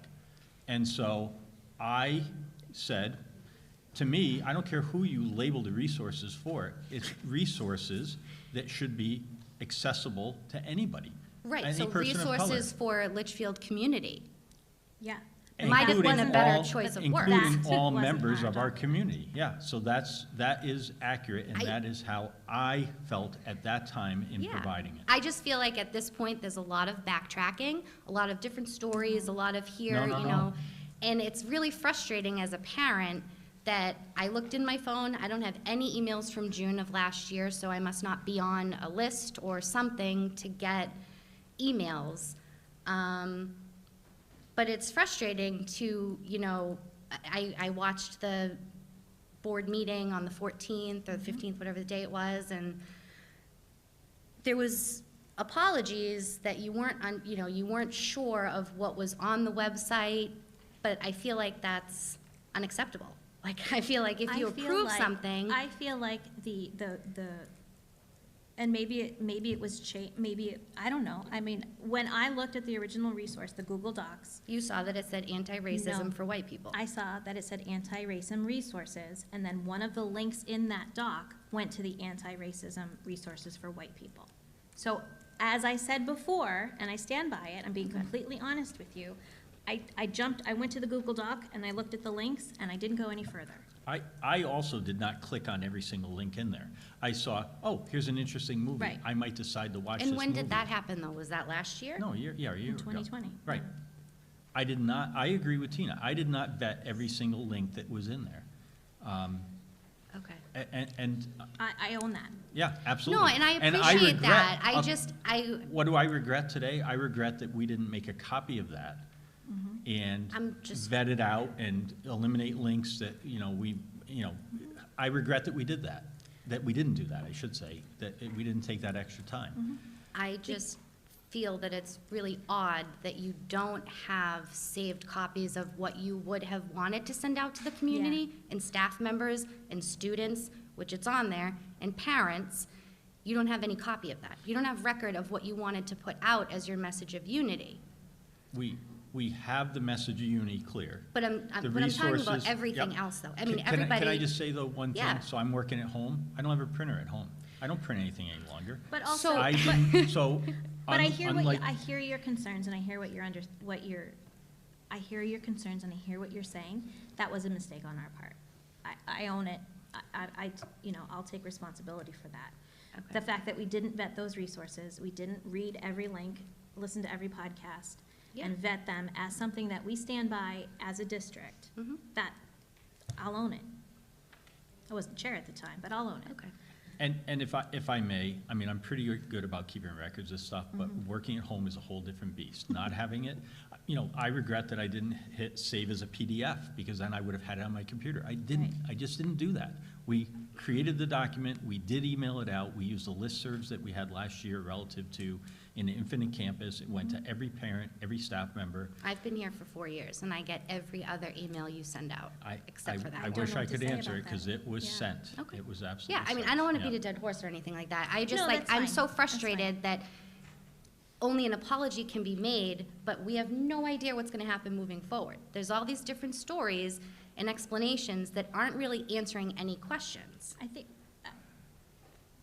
Like about what's moving forward. You can't really comment on it because. well, what's moving forward is we've removed the resources, right? We've established that those resources, most of them now, don't align with our mission as a school district, they don't align with our message of unity, and they don't align with what the town of Litchfield wants for our students. Or we want for our students, what I want for my kids. So, I can apologize for what we've done in the past, and moving forward, we, as a board, need to discuss, what we do and take all this input here.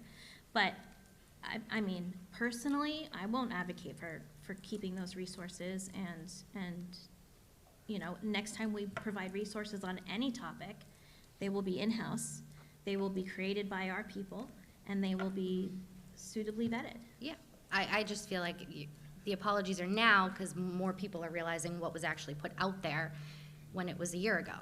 Well, so if nobody had said anything, it would still be on the district website.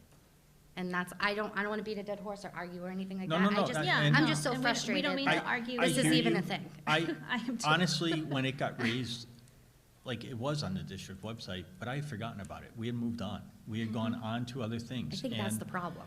But I think what we're trying to do is explain tonight that we have these processes that are in place. I appreciate that it got brought forward and raised, and you have assurances tonight about the procedures and processes that we have in place. And I can't do anything other than that. We can't, step in the Wayback Machine and change June of 2020. Right. But we can certainly pay attention going forward, and it's been a great lesson, so thank you. Thanks, Mike.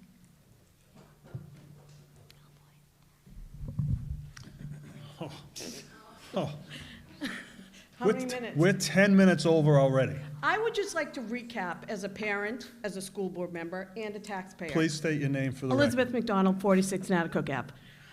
We need to discuss CRT what you would like to see the school board discuss CRT, whether we want it approved, not approved, don't go there. We sent out a letter of unity, which it sounds like most of you agreed with. We sent out resources that people are having problems with, most specifically because it was what some of you are calling reverse racism, because it was directed towards white parents. Am I getting this right? Okay, racism in general. What else do we have to go over? Curriculum, we see everything. Mary's on the case, I promise you. COVID screwed everything up, I promise you. Everything was going along and then COVID hit. I'm getting ready for the mask situation in a couple months. I'd like to put this to rest, because I know that's going to be a whole other forum, whether we're wearing masks or not. So I just want to make sure everyone feels like they got their voice heard.